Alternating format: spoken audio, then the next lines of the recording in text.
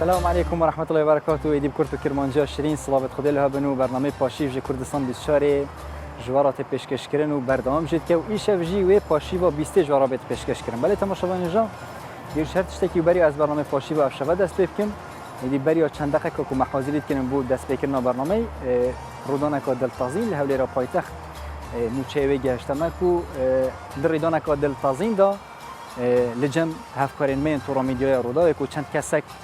یعنی ایرش کردن سر آواهی تو را میدیای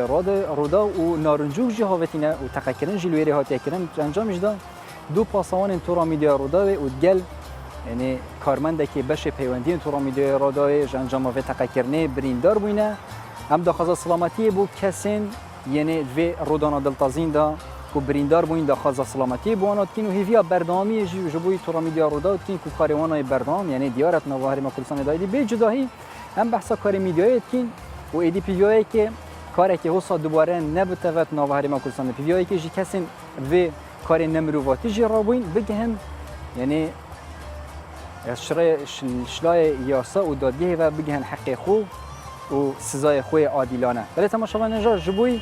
یعنی ورگرتنا زانیاری زیاده ترشی سروی رودان دلتازین کو بریا چند دقیقه رودای اما هف کار خو همین حسین شویی که راست خو ورگرین دواره دامل جم آواهی تو را میدیای رودا و همین افدام تباش زیاده تر زانیاری نول سر رودان دلتازین یا تقکرنی لجم آواهی تو را میدیای رودا و کامیراش بوده.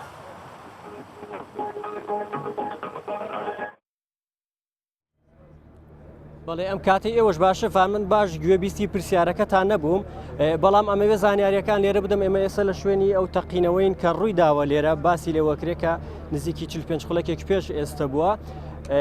ڕەنگە تەقینەوەکی هێندە گەورە نەبوو بێت چکە پێشتر باس لەوە کرا کە بریندار و تەنانە قوربانیش هەیە خود بڵین شەهید هەیە بەڵام کە ئێمە گەشتنێتە شوێنی تەقینەوەکە ئەوەی کە لێرە ئەبیندرێت تەقینەوەیەک بووە بەپی لێکۆڵینەوە سەرەتاییەکان باس لەوە کرێت کە ڕەنگە نارنجۆکێکی دەستی بوو بێ یاخ ڕوومانەیەک بوو بێ کە فڕیان داوەتە بەردەم دەرگای کەناڵی ئاسمانی ڕوودا و لە شاری هەولێر کە لە گەڕێکی ڕووناکیە بەپی ئەو بەدواداچوونی کە ئێمە کردومانە سێ کارمەندی ڕوودا و بریندارن کە برینەکانیان خۆشبەختانە سووکە کە دوان لەو کارمەندانە کارمەندی سکیورتی یاخود بڵین ئەمنی ئەو کارمەندانن کە هێزی پاراستنی ئەمنیەتی ڕووداویان لە ئەستۆ بووە دوان لەو کارمەندانە بریندار بوون و یەکێک لە کارمەندەکانی تریش کە بریندار بووە برینداری برینەکەی سووکەوە ئەویش کارمەندی پەیوەندیەکانی بەشی پەیوەندیەکانە لە تەلەڤیزیۆنی ڕووداو ئێمە لەگەڵ هێزەکانی پۆلیس وە هێزەکانی ئاسایش گفتوگۆمان کرد کە ئەوان لێ دواممان بۆ بدەن بەڵام باس لەوەکەن کە لەبەرەوەی دەماودەست ئێمە گەشتێتە ئێرە و لێکۆڵینەکان هێشتا تاوا نەبووە تازە دەستیان پێ کردووە بەڵام بەپی ئەو لێکۆڵینە سەرەتاییانە وەکو وتمان پێچێ تەقینەوەکە گەورە نەبوو بێ بەڵام زیانی گیانیشێ وەکو وتمان سێ بریندار هەیە و بەپی لێکۆڵینەکان پێشبینی ئەوە کرێت کە بۆمبێکی دەستی بێ فڕێدرابێت ئێرە ئەگەر هاوکارم کاک حەمید هاوکارمان بێ ئێمە شوێنەکە بیشان بدەین ببورن ئەمە ئەو شوێنەیە کە بۆمبە دەستیەکەی لێ فڕێدراوە لێرە دیارە زیانی مادیش بەر یەکێک لە ئۆتۆمبیلەکانی گواستنەوەی پەخشی ڕاستەخۆی ڕوودا و کەوتووە ئەوەی کە ئەبیندێ لێرە هەندێک پارچەی ئەو بۆمبە دەستیەی پێوەیە کە لێرە بەری کەوتووە و بەهۆی ئەو پارچانەشەوە کە لێرە کارمەندەکانی ڕوودا و دیارە ڕاوەستاون دەوێت سێ کارمەندیان بریندار بووە و باس لەوەش دەکرێت کە لە دوای ئەو تەقینەوەیە خەڵکی ئێرە شاد حاڵەکان باز لەوە دەکەن و کارمەندەکانی ڕوودا و کە هێزەکانی یاخود بڵین ئەو کارمەندانەی کە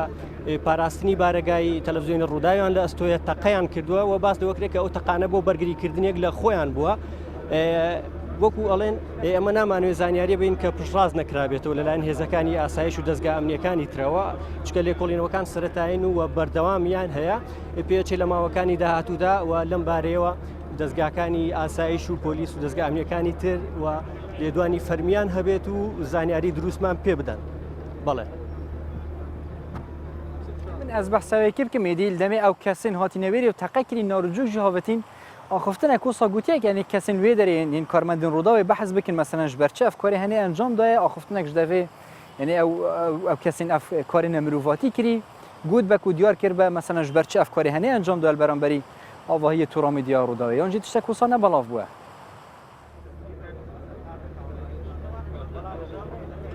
بەڵێ شفان من بەباشی گوێبیستی دەنگی ئەوە نابم داواکەم کە دەنگت هەندێک باشتر گاتە لا مەگەر کارمەندان هاوکارمان بن بەڵام ئەوەندەی تێگەیشتە بم ئەو پرسیارەکەی تۆ لەو شێوە بوو کە بۆچی هێرشێکی لەو جۆرە کراوەتە سەر تۆڕی میدیای ڕوودا و تا ئێستا خۆشیان نازانم لەگەڵ چەند کارمەندێکی ئێرە باسم کرد و پرسیارم لێکردن کە ئێوە گومان لە کێکن یاخود پێشوەختە هیچ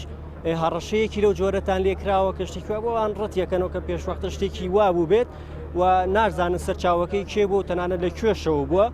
بەڵام وەکوتم ئەوان لە کاتی تەقینەوەکە ئەو هێزانی سکیوریتی ڕوودا و کە ئەمنیەتی ئەو پارێزگای لە سەرشانیانە تەقەیان کردووەکو بەرگریکردن لە خۆیان و باز لەوە شەکرێ کە ڕەنگە تەقەکان لە ئاڕاستی ئەو ولایە کرابێ کە ئەو بۆمبەیەی فڕێیابێ بەڵام ئەمە هەر دەنگوێەوە شاید حاڵەکان باسیەکەن هەریەکەی بە جۆرێک بەڵام ئەمێ ئاماژی پێ بکەم لە شاری هەولێرەوە پایتەختی هەرێمی کوردستان کە ماوەیەکی زۆرە کردەوەی لەم جۆرە ڕووینەوە و ئەمنیەتی ئەم شارە پارێزراوە و ئێستا شەیبینێت هێزێکی زۆری ئەمنی لێرە بووە ینی کارمەدانی ڕووداویش خۆیان گەواهی ئەوە دەن کە لە ماوەی دەخولەکان نزیکەی دەخولەک تەنها کەمتریش ڕەنگە هێزەکانی ئاسایش و پۆلیسی هەولێر ڕاستەخۆ گەیشتوتە شوێنی ڕووداوەکەوە کۆنتترۆلی ئەم ناوچەیان کردووە و دەستیان بە لێکۆڵینەوە کردووە و پێشەچێت لە ماوەیەکی کەمی داهاتووداوە ئەنجامی ئەو لێکۆڵینەوانە ببینین. دي هفكاري ما هي من حسين تبشي كراستا خول الجام وهي ترى ميديا روداوي تقال ما دبوي تبحثا لتشوانيا رودانا ورودانا دلتازين كر للدم بهت وهر دقائق بهت بيشيامو يعني زانياري نول سيرفي رودانا دلتازين بين تشبينا بتم فيجرين جامتا وزانياري نو دي ورجرين تماشا نجاي ديوكيا ما بحث كري رودانا كدلتازين دام بيجين تقريبا بريا 10 دقيقة كان الجام وهي ترى ميديا روداوي رودانا كدلتازين رودا وكان كسان يعني تقال الجم أوهي الرودا ونارنجوك جهاوتين الجنجام تقكرني جي إدي دو باسان توراميديا روداوي ودل كارمندكي بشي بيواندين روداوي بريندار بون أمشي الفيري لكردستان بالشري داخل سلامتي جبوي وان كارمدين روداوي تكين وبيفيا بردامي السركاري وانا كل بريان هاجي دي كاري توراميديا روداوي ديارت نوهري ما كردستان دي بيفيا كي رودان حسین دلتازین دوباره نبنه و نوهری ما کردستان دپادجی دید هیوار رمضان دا یعنی تشتکی نظام یه دلتازینه یعنی تشتک نیشکه کی و زارود به تو تقیید نوهی و رمضان دا پراستیج تشتک سنم بیجین حساج نیشکه کی و چه بو یعنی ماجی حاضریت که نجبو کم برنامه دست بکین ل تشتک وصار رودا دوباره دا خاص سلامتی بو حوالین مین تورا میدیا رودا و همین نوهری ما کردستان دا وکر راگانر کارم حوالین هاوین دا خاص برنامه‌ای بله تماشاگران جمع ادی برنامه پاشیف یا بیسته ام دی دست بکین و یکسر امه هر بحثی هرما کردستان کینو رخرا و آنکو میجین دستگاه خیرخوازی بارزانی برای میجین و مدهدا خیرخوازی آنکو پروژه خوی خیرخوازی بردام که و جاریجی عالی کاری لسر 3500 خیزان کم درآمد لهرما کردستان بالاف کنه و بریار جیده کل بریا جشن رمضان پیروز کویدی بتنه 10 روز ماینه یعنی کم یکادی عالی کاریان به سر خیزان شهیدان و شهیدان داعش بالاف کنه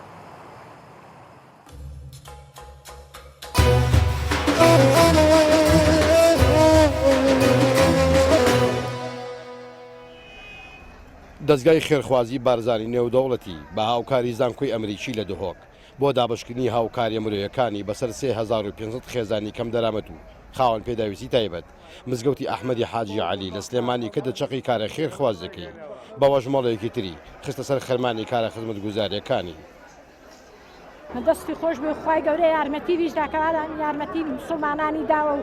دەستی درێژ کردووە بۆ فەقیر و هەژاری زۆر مەمنونی و دەستی خۆش بێ لەشی ئێوەش ساغ بێ کارە خزمەتگوزارەکەی دەستگای خێرخوازی بارزانی لە سلێمانی لە چوارچێوەی پلانێکی خێرخوازی سەرتاسەریدایە کە هەموو پارێزەکانی هەرێم دەگرێتەوە و بڕیارە 100,000 خێزان بگرێتەوە ئەوە جگە لە دابشکردنی هاوکاری مادی بەسەر خێزانی شەهیدان و شەهیدانی شەڕی داعش بە تایبەتی بەر لە وادەی هاتنی جەژیری ڕەمەزان لە یەکی ڕەمەزانەوە دەستمان پێ کردووە کە 3000 خێزانیت کە بەڕێکراوە ئەمە وەجبەی دووەمە کە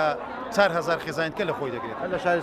هە لە شاری سلێمانی لە هەموو کوردستان تقریبی 100,000 خێزانمان ئامادە کردووە کە هاوکاری بکەین.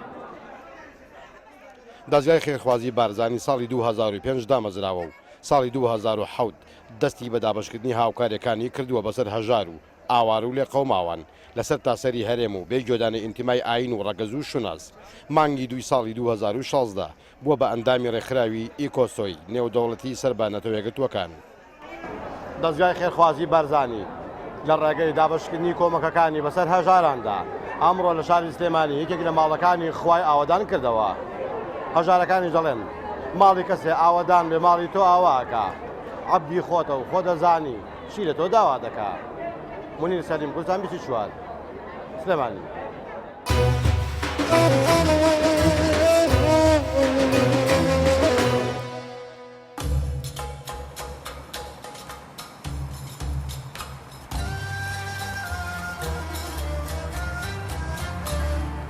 بله تماشاوانێژە ئەدی پرۆستیژی جێتبلێن دەستگای خێرخوازیە بارزانانی هەمووی ناوچەیان هەرێما کوردستانێدا دیارە دابشکردنا نێوان ئالیکاریان جی سەر ژمارەیەکە هەندا زۆر کارێکی پیرۆز لە تایبەتی هەیوا ڕەمەزانیدا داخوازە سەرکەفتنی بوو دەستگای خێرخوازیە بارزانانی و داخوازە بەردەوامیش بووی وان جورە ئالیکاریان بله تماشاوانێژە ئەم دێ ساعتێکیا بەرنامە پاشیوا 20 کوردستان 24 ئێمە دەست پێکین و تەوەری ئاینی vê carê zêdetir ser xêr û bereketên deh şevên du mahêkên heyva Remezanê ku êdîm ketîne deh şevê du mahêkê da ev şeve şevên yani yên bîstê û heta sihê jî şevên du mahêkên heyva Remezanê da tayî em dev şeve jî behsa şevên Leyletil Qedr kîn û mêvanê me ev şeve jî Mamosta Abdulcelîl Xweşna mamostaya aynî dê ev şeve diyal me da be destpêkê Mamosta Abdulcelîl tu gelek xêratî û zor spas be Mamosta her hema dem ji vê pisyarê dest pêkîn bûçî heyva Remezanê da zêdetir xêr û bereketê vê heyva pîrûz ketîne deh şevê du mahêkê da بسم الله الرحمن الرحيم الحمد لله والصلاة والسلام على خير خلق الله محمد وعلى آله وصحبه ومن والاه لسرتا داوا لخوای پروردگار دکم طاعت و عبادت و روجی خوا پرستی همو لایکمان قبول بکا و دست خوشی لێوەی بەڕێزیش دەکەم کەوا لە سەرەتای مانجی ڕەمەزانی پیرۆزەوە بڕیارتان داوە هەموو شەوێک کاتژمێر 1 تاوەکو کاتژمێر 2 نیوی شەو لە خزمەت خەڵکی کوردستان دابن هەر جارە و مامۆستایەک بانگ دەکەن و لەسەر بابەتێک قسان دەکەن و کامیراکانتان دەسێتە زۆربەی شارەکانی کوردستان و هەتا بگرە لە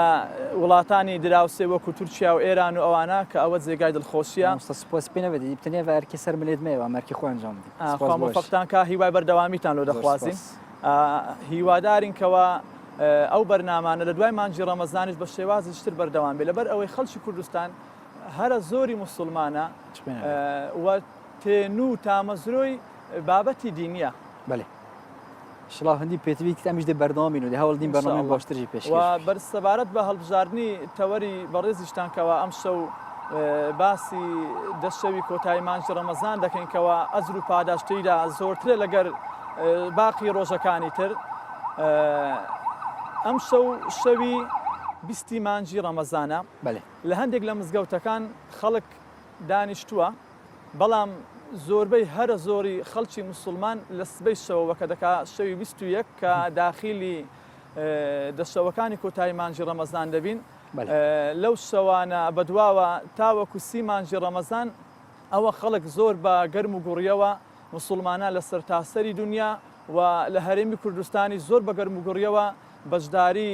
نوێژی جەماعەت و شەو نوێژ و مزگەوتەکان ئاوەدان دەکەنەوە ئەوەش لۆ ئەوە دەگەڕێتەوە حديث پیغمبر صلى الله عليه وسلم كذا فرمي الرمضان أوله الرحمة سرتاي مانجي رمضان رحمته وأوسطه المغفرة ناوراستك اللي خوشبونا وآخره عتق من النار آزادبونا لآخر أو يش همي جرينكتر والهمي جرينكتر كاتك إنسان رزقار دبي لآخر دوزخ أو مجديش زور خوش أخوي قالوا بهشت الشهادة فمن زحزح عن النار وأدخل الجنة فقد فاز تمام هر كسيك أخوي قورا نەزاتی بدا لە ئاگری دۆزەخ ئەوە لەسەر بەرزی و لەسەر فرازیدایە و دەسێتە ناو بەهەشتێکی نەبراوە مامۆستا ئێدی حکمت ژوەیەکی چیە خودای مەزن ئێدی هەمی هەیڤ ڕەمەزانێ خێر و بەرەکەتە یعنی بە 20 ڕۆژێژین بەحسا خێر و بەرەکەتن هەیڤ ڕەمەزانێتی حکمت شوەیەکی چیە خودای مەزن زێدەترە خێر و بەرەکەتێت وێ هەیڤێ ئێخستینە 10 شەوێن دوو ماهیکەدا و ئاخره عتق من النار ئەوە هۆکارێک بووکەوە باسمان کردکەوە ئاخیرەکەی ڕزگاربوون لە ئاگری دۆزەخ و هۆکارێکی تریشێ ئەویشیان ئەوەیە ئەو دەشەوەی کۆتایی مانجی ڕەمەزان تایبەتمەندێکی هەیە و شەوێکی تێدا کە لە کاتەکانی تردانە کە ئەویشیان شەوی قەدرە کە پێغەمبەر صلی الله عليه وسلم بەخۆی و بە ئەسحابەکان و بە خێزانەکانی ئەو شەوانەیان زیندوو دەکردەوە شەوێکی تێدا کەوا شەوی قەدرە و عیبادەتکردن تێیدا خێری زیاتر لە 1000 مانگ تمام مامۆستا ئێدی دوان دە شەوادا ئەم سەرهەندێ پڕۆستین چه عیبادەت و چ جورە پەرستنێک بۆ خودای مەزن بێتەکردن خير وزيادة ترى وأم فان شفوان شف دموعي كت هي ورمضان دخو بيفهم مجيل كين ووقت ما بلاش نشت خۆی لەو دەشەوە کەوا ئێمە داخل دەبین لە سەرەتادا ئێمە دەبێ ئەوە بزانین خەڵکی مسلمان دەبێ ئەوە بزانێ دەبێ لەو ئەوەی بێبەش نەبی لەو ئەزر و پاداشتەکەوە خێری زیاترە لە هەزار مانگ دەبێ نوێژی مەغریب و عیشاش بە جەماعەت بکەیت لەبەر ئەوەی دەست پێکێ بەڵێ لە دەست پێچی دەبی نوێژی مەغریب و عیشاش بە جەماعەت بکەیت چونکە ئەمە ئەمڕۆ 19 ڕەمەزان بوو بله لەگەڵ مەغریب داخلی شەوی 20 مانجی ڕەمەزان بووین لە نوێژی مەغریب مسلمان ئەوەی دەیەوێتەوە ئەو دەشەوە زیدوو بکاتەوە دەبێت نوێژی مەغریب بە جەماعەت بکە دوای نوێژی عیشا بە جەماعەت بکە و تەراویحەکانیش بکە و لە دوای ئەو دەبێ زیاتر خۆی بە نوێشکردن خەریک بکە شەو نوێش لەبەر ئەوەی یەکەم پرسیاری ڕۆژی قیامەتمان دەربارەی نوێشکردنە و ئینسان چەندی پێی دەکرێت لەو شەوانە قورئان بخوێنێ لەبەر ئەوەی قورئانی تێدا دابەزیوە إنا أنزلناه في ليلة القدر خواهي پروردگار لا شوي قدر قرآني نازل كردو تسر زوي قرآني دا بزاندو تسر زوي بو إنسان زور باشا خوي با قرآن خويدن خريق بكا وخوي با دعاء كردن خريق بكا بله كوا أمرو خلقي چي زور هي بآقايا لدعاء لخير و پاداشت و أزري دعاء أو شوانش فرصة إنسان خوي بدعاء كردن خريق بكا تلك عبادتي دعاء بالتأكيد الدعاء هو العبادة بله دعاء كردن عبادته بوي إنسان لو شوانا كوا دعاء قبوله خوي زور بدعاء كردن خريق بكاتن وخوي زياتر ببازار وبخواردن وبمسلسلات وبتمشاكردني شتيك كوا پەیوەندی بە لەیلەت القەدرەوە نییە خۆی خەریک نەکە ئەو کاتە زێڕینەی خۆی کەوا فرسەتێکە خوای پەروەردگار تەمەنی بە ئێمە داوە ئەم ساڵ گەیشتونەتە مانجی ڕەمەزان چێ دڵی ساڵێکی تر خوای گەورە تەمەنمان پێدەداتن بەو دەشەوە بگەین بله مامۆستا ئەم بەحسا هەروێ سورەتا قورئانە پیرۆز بکەین و ئینا ئەنزەلناه فی لەیلەة القەدر وما ئەدراکە ما لەیلەة القەدر بەڵێ و ئەم وێدا بچین هەتا دومەهەیەکێ شەوە لەیلەة القەدر ئەبخوا یعنی یا قەدرە و یا سەنگەل دەف خدای مازنش بر هندی قرآن ته دهات یخاره یانجی قرآن پیروز و شوی دهات یخاره جبر ویکی افشوهان بقدر کرد. بخوی مانجی رمضان هر مانگشی مبارک بوا. بلام خوای پروردگار لناو همو مانگ کان مانجی رمضانی هل بزرد. ولناو همو شوکانی شوی قدری هل بزرد. زالو شوا خوای پروردگار قرآنی تعداد بزندو او مانگی پیروز و گوره کردیا. بله. يعني جبر هاتنا قرآن بيروس أفشفت هني بقدر كاتينا بالتأكيد أم بحثا برذكرنا شوا ليلة القدر تناوا 10 شوا دا أجر نوي وحكمة هويتشنا يعني 10 شف بوشي يعني خداي مازن إيدي شف دياري نكريا فلان شف توي شفي دا ليلة القدر وتوي شفي دا قرآن بيروس هات يا خواري بخوي الصحابة كان زور برسيارا لبيغمبر ذكر صلى الله عليه وسلم دهاتنا خزمتي وباسيان ذكر ديان يا رسول الله صلى الله عليه وسلم بيما عم بالشوي قدر كامية أويش دي فرمو التمسوها في العشر الأواخر برون بدواي دا بقرن تعقيبي بكنو داوا بكن لدى الشوي كوتاي مانجي رمضان حكمتكش أويا تاوكو إنسان تنبلنا بالعبادة كردن بله أجر پیغمبر صلى الله عليه وسلم شوي شي دياري كرد بايا بيوت بايا أمشى والشوي قدرا لواني هرد شو وكو أوشى وخلق عبادتي ندكرت شرطيش نية أجر لون أمثال شوي بستويك شوي قدر بي لصالي دا هاتو بهمان شوي بستويك شوي قدر بيتن لو أنا أمثال شوي بستويك ليلة القدر بيتن صالي دا بيشت للشوي بستحف بيتن دو صالي تر لو أنا للشوي بستوبينز بيتن بله بلام مهم أويا أجر إنسان بيوي لو أزرو خير وباداشته بيباش نبيتن هر ده شو عبادتي خواهي قبلك وكو پیغمبر صلى الله عليه وسلم ام بحثا پیغمبری بین ام بحثا پیغمبری بین صلی الله علیه و سلم کاش برچه مثلا گوتی هر ده شب او زیادتر پیغمبری صلی الله علیه و سلم چه عبادت کین یعنی ام در راوستانه کی کین یعنی برف تورامیدای رودا و چی کو مبریا نکجی بحث کرکوش اگر رودانه کادل تازین و داره دو هف سه هف کارن مال تورامیدای رودا دو پاسون یکجی کارمند بشه پیوندی رودا و بریندار بوینه لو درجی باورم کنگره که روزنامه‌وانی هست زیادتر بحثا وی رودانه هنیت که بشوی که راستا خو برف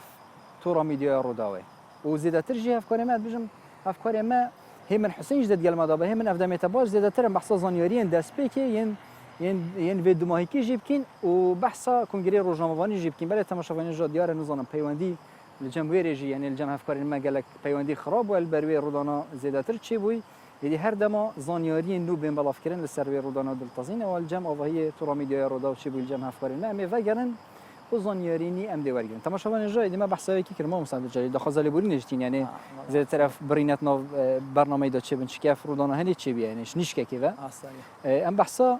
پیغمبر ابن صلی الله علیه و سلم دوان ده شوه دو ماهی که دا وی بخو چه عبادت کریه و چه بیاد گل خزانت خو و پیگ و چه عبادت کرینه وكو دايما عائشة رضا ورحمة خوالي بي لو ما عند جيرته ولا فرموديك دا فرمي كان رسول الله صلى الله عليه وسلم إذا دخل العشرة أحيا الليلة وأيقظ أهله وشد المئزر دا فرمي هركاتك في غمر صلى الله عليه وسلم جيشت بعد الشوي كوتاي مانجي رمضان أو الشوي زندو دا كردوا بطاعة عبادة خوا برستي حمود زور طاعة عبادة خوا برستي قرآن خويندن باش و نوێژ با و خێزانەکانیشی بانگ دەکرد لەو ئەوەی خێزانەکانیشی لەو ئەجر و پاداشتە بێبەش نەبن و هەروەها دەفەرمی خۆشی تون دەکرد خۆی قایم دەکرد وەکو ئەوەی بچێتە جەنگ بەم شێوێ دەهاتە مزگەوت و عیبادەتی خوای پەروەردیگاری دەکرد لەو ئەوەی ئومەتەکەی ویش چاوی لێ بکەن کەوا پێغەمبەر صلی الله عليه وسلم چۆن عیبادەتی خوای گەورەی کردووە لو ئەوەی ڕزابوونی رب العالمین بەدەست بینیتن و دایکمان عائشەش لۆمان دەجێڕێتەوە دەڵێ لە هیچ شەوێکدا پێغەمبەر تاوەکو بەیانی قورئانی نەخوێندووە و تاوەکو بانجی سبەینێکە شەو نوێژی نەکردووە و لە هیچ مانگێکیش بە تەواوی بە ڕۆژوونەوە با عەدا مانجی ڕەمەزان نەبی لەو مانگەدا شەوەکان تاوەکو بەیانی شەو نوێژی دەکرد تاوەکو بەیانی قورئانی دەخوێند و دەفەرمی ئەو شەوەشی کەوا ئەو ساڵێکەوە تێیدا وەفاتی کرد لە 20 شەوی مانجی ڕەمەزان لە دەی مانجی ڕەمەزان تاوەکو کۆتاییەکەی ئیعتیکافی کرد لە مزگەوت لەوێن دەرێکە تاعەت و عیبادەتی خوای پەروەردیگاری دەکرد و لە تەفسیری ئەو فەرمودێش و جەدە وشەد المئزر هەندێک لە عولەمایان دەفەرمون عولەمایانی ئەهلی حەدیث دەڵێن معنای ئەوەیە پێغەمبەر صلی الله عليه وسلم لەو دەشەوانەدا زیاتر عیبادەتی خوای گەورەی دەکرد و باز لەوەش دەکەن کینایەتیش لە بڕی ئەوەی کەوا وازی لە خێزانەکانیشی دەهێنا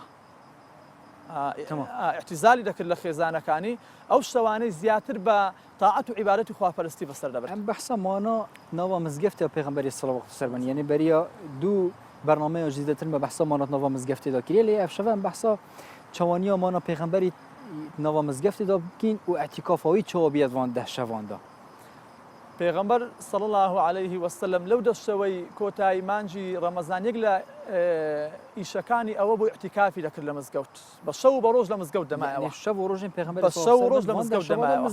هەر دەشەو بە شەو و ڕۆژەوە لە مزگەوت دەمایەوە کە ئێستا لە کوردستانیش لە هەندێک مزگەوت هەندێک خەڵکی موسڵمان ئەو دەشەوە بە تاعەت و عیبادەت بەسەردا بە ئیعتیکاف دەکا و ناچێتە ماڵەوە هەر لە مزگەوت دەمێنێتەوە هەر لە مزگەوتیش فتار دەکاتەوە هەر لە مزگەوتیش پارچێ و دەخوات و هەر لە مزگەوتیش دەخەوێت یعنی خواردن و ڤەخواردنیشت ناوە مزگەفتی دەزوان ڕۆژەدا تشتێکی ئاساییە خۆ مەرز نییە تۆ لە ناو حەرەمی مزگەوت خواردم خۆی ئەگەر لە ناو حەرەمی مزگەوتیش خواردم خۆی شتێکی ئاساییە بەڵام ئێستا مزگەوتەکان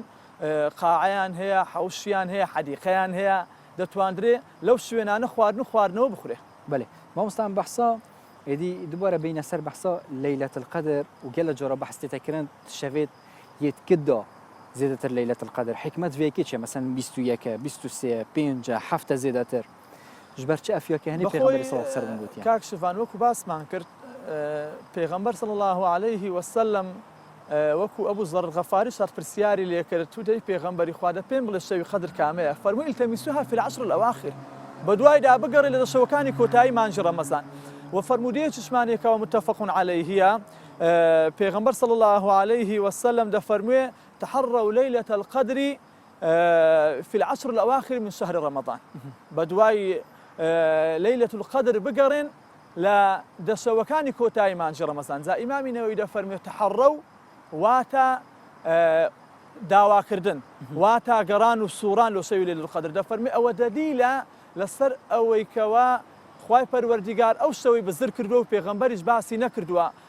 سکوانگەر شتێک ڕوون و ئاشکرا بێ پێویست بە گەڕان و سووران ناکە بله. و حديث تريشمانه پیغمبر صلى الله عليه وسلم ده فرمي تحروا ليلة القدر في الوتر في العشر الأواخر من شهر رمضان بله. على دواي شوي قدر بقرن داوي شوي قدر بكن لشوا تاكا كاني مانجي رمضان شوي بيستو يك شوي بيستو سي شوي بيستو بينت شوي بيستو حوت شوي بيستو نو بلام هندك علماء ده فرمون أو خاص بولو هندك كس بله. لو نمونا زارتشان اختیارێک کاتە خزمەتی پێغەمبەر صلی الله عليه وسلم وتەی پێغەمبەری خوا پێم بڵێ شەوی قەدر کامەیە ئەمە کەسێکی بەتەمەنم کەسێکی بێتاقەتم ناتوانم هەردە شەو دابنیشم ئەگەر شەوێکم پێ بڵێ ئەمە لەو شەوەدا عیبادەتی خوای گەورە دەکەم و بگەم بە شەوی قەدر پێغەمبەر فەرمی مادەم تۆ کەسێکی بەتەمەنی کەسێکی بە ساڵات سووی کەسێکی بێتاقەتی تۆ لە شەوی 27 بمینێ و عیبادەتی خوای گەورە بکە لۆتو شەوی 27 بە لەیلەتول قەدر دەکەوێت تمام بس چێت بەس کتابەری نوکێژی بەحەس کردی چێت بتوێ ساڵێدا کە بتە 27 دا بس چێت بت ساڵێت پشت ڕۆژی مەسەلەن هەڵ بتگوهارتن 25 خاص بووە تمام لێ عولەما دەفەرمون ئەوەی بەس شەوی 27 دەمینێتەوە ئەوە بێتاقەت و ئیبەتەمەنەکانە و ئەوەی تاقەت و عیبادەت و زەشی هەیە وەکو پێغەمبەر صلی الله عليه وسلم هەر دەشەو لە مزگەوت دەمێنێتەوە عیبادەت و پەرستنی خوای پەروەردگار دەکات ئەم دەیڤێت جارێ بەحسا يعني خير وباداش شوا ليلة القدر كاتشات قرآن بيروز دهاتية وبلشانت هيفا مثلا ليلة القدر خير من 1000 شهر مدز في جاري بحسكين ليلة سبيكا ميتشي نجم هفكار خو مسعود محمدي كو جي آمدية للسلاف ديال المدى بله تماشا نجا برنامج پاشیف جه کردستان بسیاری بردام که في جاري جي ميتشي نجم هفكار خو مسعود محمدي كو بشوي كي راستا خو لجهه هري خوش لآمدية للسلاف لهاوینگه هندا خوش يعني لطيبتجي الدمي گرمای خلق زیادتر سردانوی دارید که مسعود افدمیت باش بحثا پاشیون سیلاوی بکین ین سولاوی طيبتجي و بگشتیجی آمیدیه کشهوانو که چوا پراسته اگر بحثی بیر بکیم پیچه که گرمه یا اسوی باردانم هوا یعنی هوا که هین للسولاویتت و کامیرش بویته و خلق السولاوی چوا پاشیویت کن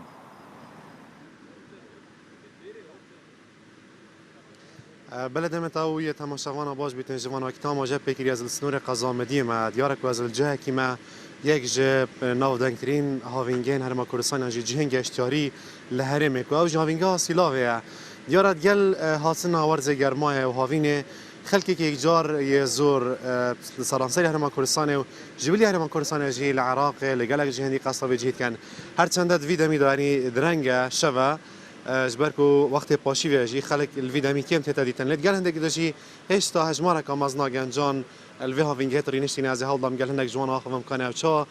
شفت خدار باز کن از بارم جوه خلقی آمدیه نه دمی آواز بیتنین باشن چوانی دمت ابوشتر گلک ممنون سپاس خلقی آمدیه نه بله بله عمل سیلاوینه سیلاو چه طامک به هوا آمدیه هیا این هر شفت نویجی این چا شفت خدار باز کن خود روشک خوشترش مالو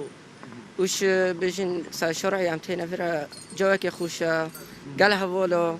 حتى درنا كمين شفت خبورين این هر شفت نویره خدي قال هم شبامتين يعني شبك بس رمضان يعني زر في رمضان يجي نوصاتين نويجي خدي بري رمضان عم تين بس حتى في حين درنا كم نومين يعني سعد وصاك بصدي شنفا بله زور باشه سپاس بله دیار الفری دیار هزمارا کدیا گنجال آمدنه توی باشی سرچوبرم خیراتن سرچوبرم پیش بو من بحثی هندب که یعنی بجین ویدمی دا کم ورزی هاوینه و گرمای دانه خلق چا قصاوی جهید که سیلاوه رمضان خلق رمضان جهید تفیره؟ بله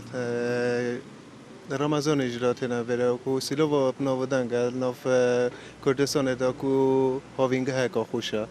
گلک تا بره شامین عید مروتنا بره عرب تنا بره همی کسک تا بره جای واقعی درست بیتون بله روجتین دا کو دوام نین گل خلق تا بره چه تشتکی خوش بلی سیلاوه لامدیه هیا سیلوه سیلاوه بناو دنگ باشترین جهنگ اشتیارین هرمه اش در وی یعنی کلام دیه بونه من بناو دنگ گلک شینوارن دیرین ورهنا بله خلق گلک سرادان امید کردن جبو شینوار خلق باش عراقی و هرما کردستان تتویران اش در وی اش در وی تن کو کلام دیه بناو دنگ گلک شینوار ته هانا سرادانت کن کو روی میجوی داد کردن ورن گلک سرادانت کن باش دمکی خوش دیاره کش بلی جهن شینواری و بلی جهنگ اشتیاری آمدیه جه هنرمند جيب راست يعني نعمل بازار كنا ناوي بازاري بازار تحسين طه يا تحسين طه يك جه هنرمندن هري نافدارن كرده جبر فيجي اف حوال الفيجي تامدنا الدسبيكي قلت من اف حوالا قلتي دنگ تحسين طه قلتي استراني تيت خوش بيجتن دنگي ونزيكي دنگي يا با بله بله بله با بله زور سپاس دیارا کنگره که روزنامه‌وانی است دیارا کو کی یا دیار کو تحقیق نکش برای آدم کی هبول هولره دوگرم بیسوام دهنه دا فوال سیلاوه بله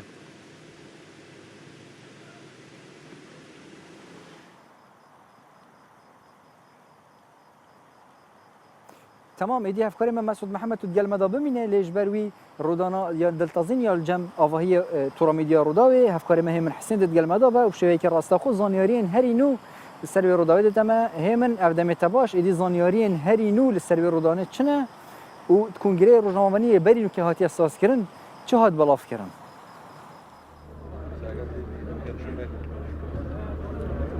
ئەم کاتی ئێوەش باش ئێمە ئێستا لە شوێنی تەقینەوەکەن وەکو پێشیش ئاماژەم پێدا لێرە هەموو دەستگا ئەمنیەکان هێزەکانی یاسایش پۆلیس هەروەها پۆلیسی هاتوچۆوە ئاگرکوژێنەوە دەستگاکانی تەندروستی هەمویان لە شوێنی ڕووداوەکان باز لەوەکرێت کە تەنها سێ بریندار هەیە و برینەکانی ئەوانیش سوکن و سەلامەتن ئێمە بەڕێز نەوزاد هادی پارێزگاری هەولێری لە شوێنی ڕووداوەکە ئامادەی ئەمانوێت زانیاری زیاتر لە وەرگرتنی کاک نەوزاد باز لەو تەقینەوەی ئەم شەوی بەردەم تۆڕی میدیای ڕوودا و مامۆکەی چۆن بووە ئێوە طبعا ئەم حادسەی ئەمڕۆ کە ڕوویدا دیارە سارێک کە بە پێش ڕوودا و هاتیە نارنجۆکەکی فرەدایتە بن ئەو ساری لە بەردەمی ڕوودا و ڕاوەستا بوو لە ئەنجامی تەقینەوەی ئەم نارنجۆکە ئەم کارمەندانەی بەردەمی ڕوودا و بریندار بووینە کە پاسەوانەکان و یەکەشیان لە پەیوەندەکانی ڕووداوە کە خۆشبەختانە برینەکانیان سوکە وێستا ژنە خۆشخانە زۆر عیلازی تەواو وەردەگرن واگەر بەراوردی ئەم حادیسەیە بکەین کە لەگەڵ حاو حادسانەی کە پێشووتر جیاوازە لە شێواز و قەبارە و نەوەی جێبەجێکردنەکەی کە پێشووتر تەقینەوەکانی دیکەی تێرۆریستان کە لە هەولێر بەداخەوە ئەنجام ئەمدرا بەڵام قدرەتی دەستگاکانی ئەمنی ئێمە لە پایتەخت کە توانرا زووترین کات بدۆزرێنەوە بە سزای خۆیان بکەن کە چەند ڕۆژێک پێش ئێستا ئەوانەی تاوانبارانی بەردەمی پارێزگا هەموو بە سزای یاسایی خۆی گەیشتنەوە کارە تیرۆریستیان ئەنجامدا و دڵنیانی سەدام دەستگاکان کە بە ڕێو شوێنی خێرا کە هەمیان لێرە مۆجودن و بە دوواداچوون و ئەم تاوانبارانە دەبیندرێتەوە بۆیە کە هێرشکردنە سەر دەستگایەکی گرنگی وەکو ڕوودا و دام دەستگاکانی ڕاگەیاندن ئەمانەمە ئەکید هێرشکردنە سەر بنەماکانی دیموکراسی و ئازادی و هێرشکردنە سەر پایتەخت بۆیە بە زۆر بەتوندی ئیدانەی دەکەن کارێکی ترسنۆکانەیە و بە دڵنیاش هەم ڕوودا و هەم کارمەندان هەم خەڵکی کوردستان و پایتەختیش دنیا دەکەینەوە دام و دەستگاکانی ئێمە ئەبنی بە نزیکترین وەخت ئەم تاوانبارانە دەبینن و ئیجراتی یاساییان لەگەڵ دەکرێتەوە. کاک نەوزاد ئێوە ئێستا لە ژوورەوە بوو لەگەڵ کارمەندانی ڕوودا و بەڕێبەرایەتی ڕوودا و قسەتان کرد گفتوگۆتان کرد لە ئێستا ڕۆژی ئەوان چۆنەوە ئەگەر ئێوە پرسیاری ئەوەتان لێکردبوون پێشتر هیچ هەڕەشەیە یاخود گرژیەک هەبووە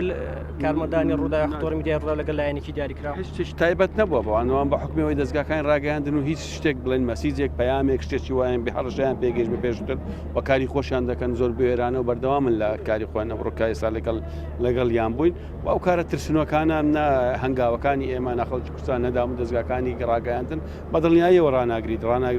و دڵنیاشی تاکید دەکەمەوە دەستگاکانی ئەمنی ئێمە زۆر بەهێزتر لەوان و بە سزای خۆشیان دەگەینە. بەڵێ بارودۆخی ئەمنی گشتی شاری هەولێر لە ئێستا وەکو ئێوە وەکو بەرپرسی ئیداری خۆجێی شاری هەولێر چ پەیامێکتان هەیە بۆ هاوڵاتیان و لە ئێستا بارودۆخی هەولێر چۆنە؟ دڵنیا دەکەینەوە هاوڵاتیان کە دام دەستگاکانی ئەمنیمە لە پێناو ئارامی و هێمنی هاوڵاتیان لە خزمەتیاندا شەو و ڕۆژ و ئەم کارە گچکە ترسنۆکانی کە ئەنجام دەدرێت بەو شێوازە ئەمنیەتی پایتەخت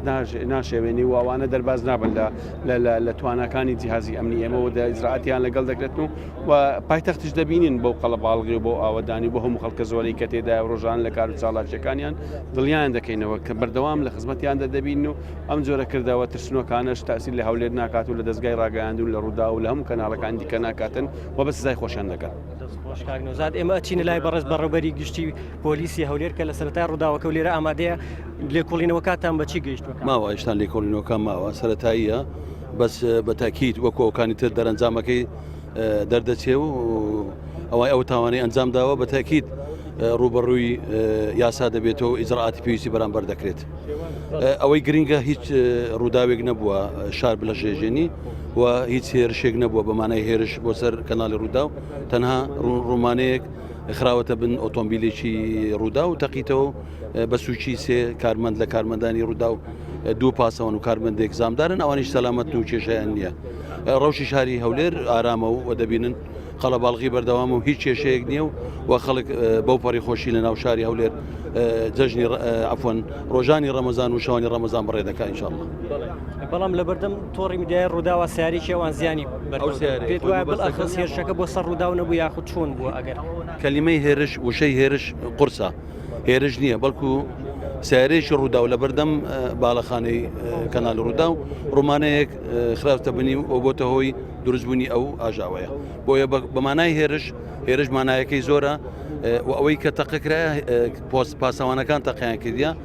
لەلایەن ئەوەی کە ڕوومانەکە داوت هیچ تەقەک نەکرا و هیچ ڕوبەڕووبوونەوەیش نەبوو لەگە پاسەوانەکان ئەو کاری ئەنجامدا و شوێنەکەیان بەجێشتووە دەستگاکانی ئەمنی بە دەستخۆشیە بە هەمولایەکەوە ئینشاءالله دەرەنجامەکەی بە دیار دەکەوێت و بۆ جەماوەری خەڵشاری هەولێر دیار دەکەێت. کامیرەی چاودێری لەسەر ئەم شەقامە هەیە وەک ڕووداوی شەیەتی لە کامیرەکان هیچ شتێک کامیرەکان مەوجودن و ئەو برادرانی ئاسایش بە هەمولایەک ئیشی لەسەر دەکەن و بە ماوەیەکی ئینشاءالله کەم دەرەنجامەکەش دیار دەکەوێت. کاک دکتۆر سامان وەکو بەڕێوەبەری تەندروستی شاری هەولێر باس لەوەکرێت کە سێ بریندار هەیە وەزعی تەندروستی و بریندارانەی تۆڕی میدیای ڕووداو ئێستا چۆنە؟ بڵێ ئەو بریندارانە لە نەخۆشخانەی فریاکەوتنی ڕۆژاوای هەولێرن و ئێمە لەسەر هێڵ بووین هەر لە سەرەتای گەیشتنیان بۆ نەخۆشخانەکە پزیشکان و کارمەندانی تەندروستی پێداویستیەکانی کە پێویست بوو بۆ فریاگوزاری خێرا بۆیان ئەنجام داوە و ئێستاش لە نەخۆشخانەکان بەڵام برینەکانیان زۆر سوک و سادە و ساکارە باری تەندروستیان جێگیرە هیچ حالەتێکی ترسناک و ناتەندروستی وای تێدا نیە کە پێویست بۆ بکە کە نەشتەرگەری بۆ ئەنجامدرێت تەنانەت تەنها برینەکانیان برینی ساکارە و بریدی ڕووکەشیە برینەکانیان ڕووکەشیە دەربچنەوە ماڵەوە. دەستخۆش زۆر سپاس بۆ تێوە بڵێ ئەوەی کە گوێبیستی بوون لێدوانی هەریەک لە بەڕێزان پارێزگاری هەولێر وە بەڕێوەبەری گشتی پۆلیسی شاری هەولێر وە بەڕێوەبەری گشتی تەندروستی شاری هەولێر هەرسێکیان دڵنیایی ئەویاندا کە بارودۆخی ئەمنی شاری هەولێر لێسادا تەواو سەقام گیرە و دڵنیاییشیاندا بە کارمەندان و بەڕێبەراتی تۆڕی میدیای ڕوودا و کە وەزعەکە کۆنتڕۆل کراوە بەپێی ئەو شەی کە پێشتر بەکارهێنرا بوو هێرش کرابێتە سەر تۆڕی ڕووداوی تۆڕی میدیای ڕوودا و هێرش نییە بەڵکو بۆمبێکی دەستی بۆ فڕێدراوەتە ژێر یەکێک لە ئۆتۆمبیلەکان ئەوان هێشتا ناوی لێ نانێن هێرش تا ئەو کاتی کە لێکۆڵینەوەکان یەکلایی دەکاتەوە و ئەو کامیرانی چاودێری کە لێرەش لەسەر ئەم شەقامە و لە بەردەم تۆڕی میدیای ڕووداودا بوونیان هەیە تا ئەو وێنانی کە لەو کامیرانەوە وەریەگرن بۆ ئەوەی ڕاستی و دروستی ڕووداوەکەیان بۆ بسەلمێت ئەو کاتە ڕوونکردنەوەی زیاتریان دەبێت لە ڕۆژانی ئایندەدا ئێمە شەگەڕێنەوە لای ئەوە گەر پرسیارێکتان هەبێت. ڕاستەخۆ لە جەماوەیە تۆڕە میدیای ڕوودا گەرمەدە بۆ ئیدی ڕوویدان ڕوویدانەکە دڵتەسیم بۆیانێ تەقە و ناڕنجکاتی ناوەتن لێ جێ دڵخۆشیە وەکو کەسم بریندار برینێن وانان سوکن دووبارە دەخەزە سڵامەتی بوان هەردوو پاسەوانێن تۆڕە میدیای ڕوودا هەراسا کارمەندێ بەشێ پەیوەندی تۆڕە میدیای ڕووداوتکین دەخەزە سڵامەتی بوانەتکین ئینیڤیدارین بزیترین دەم ڤەگەرن جەم تۆڕە میدیای ڕوودا و بەردەوام سەر کاری خۆ بەڵێ تەماشاوانێنجا ئیدی ئەف لە باشوور هەفکارێمە یعنی لە هەولێرێ هەفکاری مای من حسین گەلمەدە بوو لە سولاوژی بەریان و کەمە هەفکاری خۆ مەسعود محەممەد وەرگلومانی دووبارە چنە جەمی و باکووری کوردستانی ژوێ هەفکاری مە سەدق ئەرەم شوەیەکی ڕاستەخۆ لە دیاربەکرێت گەلمەدە بەلدەستپێکیان بچنە جەم هەفکاری خۆ مەسعودی مەسعود ئیدیتول سەر ئاخفتنین خوب بەردەوام بکە دووبارە دەخوازە لێبورینێتکین مە ئاخفتنین هەوا بڕین کەرەمکە. بەێ زمان هەر سەروان بویارێک لە هەولێرێک بووین هەرچەندە هەرما کوردستان گەرە خۆی ئاسایشێکا پێزە ئیشەڵات نامێکە کێمدا وەکی تاوانێن هاتینەکردن بکوژێت وانیجانی بژین تاوانبارن ئەوان تاواناتی نەگرتن دەمێکی کێم دایشڵ دا تاوانبارەجی هێنە دەستسەرکردنێ ئەم زۆری نەجێ خۆڤە ئەمل دەفتە بووین برا ببوورە و ئەم ڤەگەریان دیسەوام هاتینە خزمەتەوە هەفکارن مانجی برادرت کوترینیشتینەل ویجهی ئاماژە پندێکردن و دەنگی تاخۆشە و دەنگی تەحسین تاکەی ئەمل ئامێدیینە جێ وارگەیە تەحسین تای دما چی بێژی ڕەمەزانە و شەف بێریەکە خۆسای خۆش دابا ستەرۆنەکە تەحسین تای بێژین هەر گرێدا فەم ئامێدیکێ بلندە ئامێدیکێ بلندەی مێژودا کەڤنەوارەی ئامێدیکێ بلندەی مێژودا کەڤنەوارەی سیلاف ڕەوشە بەهەدینای دەورە زانێن سارەوەی سیلا فروشا بهدینایم دورازو زانین صاروی چومدو کارنگین و جحلا کر شهیانای چومدو کارنگین جحلا کر شهیانای بگ وگرا دیلانیم کوچک را سیرانای بگ وگرا دیلانیم کوچک را سیرانای دست خوش تو بردام سترانت بیجی خودی بله امیدی تیپ موزیکی جی ما های سال 2007 دارم تو کوچ کارت کی خود از خو قطبی ما بله اون دو زانکوی ما بله چه قناقی زانکوی قناق خاصیه چومسیه بله زانکو امیدی ها خودی امیدی بله شنیو وکری افساله بله زور سپاس سکت بله گل ویگنجی باغ وین تو دی اومد چی بیجی ما بس ما من پیشم و گفت ما از با چه بیش ام قبیل ناکه نه پیشتر بیج تو چی تکی بیجی وکی کیون دا که کی قصد جه کیت کریان گنده کیت کرد گیسکی خوب داتن و جای تو چی تکی بیجی اس نظام دی با چه بیشم چون ما بله تو روزانت خود چه در باز کیت ماه رمضان دا دیار روزه گرمن روزه طبعا كان المفروض بيتن جرمه وجا اگر قصد سیلاو بکی کل آف هم رو خوله بداتن حتی وقت بانگی زفر نمال و جا رگادی قصد سیلاو بکنن سپاس بها بله از قلبی حوالی زیبا و دیاره بگو خودی وجهیه تو چانی سرچواب خیرات سرچواب تو یک خودی جهه که گشتیاری سیلاوه خلق چا قصد سیلاوت کرد اف کسی تنویره کردن عربنج چه جتن پیشکی بخیرات هنگات که این بو کافتریو مارکت تحسین طای سیلاوه والله نسبت شوله و هیواولی شنیمه وکری اکثریا سیاحت ما گشت گزارت ما تنویره کرد تنویره پروژه خلق كم تنافير خبوفيتا اوفيتين جحل تنافير بشافيجي عائلات تنافير ام جيت من حتى درنگ خلقي اومديت شو قصه وجيت كانش بليكو گشتيار جهندي باجر ديتين والله خلقي اومديت روجت اولي باك عائلانات هاتن چمكو رمضان بو پشتی سه چهار روز پیش رمضان و چون تنافير قصه سیلاوت کن باش زور سپاس بلش وان دیار افکارت من آماجا پندت کن که دم ما خلاص بو سیلاوی و کی ما آماجا پیکری یک جه باشترین جنگشتیارین هرما کوردستان که خلک کی باش لسرانسری هرما کوردستان جه عراق جه گلک دورندی جه قصداوی جهید کتنو ابرو که جه استاف برنامه پاشیف ام زورین وجهی بله تمام دی افکار من مسعود محمد بشوی که راستخوش سولاوی جه آمیدیت گرمادوی که هوای هری خوش لآمیدی سولاوی یعنی روی که جیب گشتی هی زور سپاس بوده مسعود و پراستیجی ثم هر روزه که بیا جایی که خوش دیل آخری ابرو آمیدی حتی صبح خود کریم کادم بیا کیوه ولی تماشا اینجا لباشور می برف باکوری کردستانی و چنو افکار من صدق قرن بشوی که راستخو جد دیار بکرید گرم دو صدق افدم تجیباش که هوای که خوش لجام افکار من مسعودی هبو بزانین که هوای دیار بکری افشوا چوال دم پاشیوه افشوا جدا شونده خلق زیادتر هاتیه داره یا جیش تا سستی و پستی پیودیار خلق نوعی نداره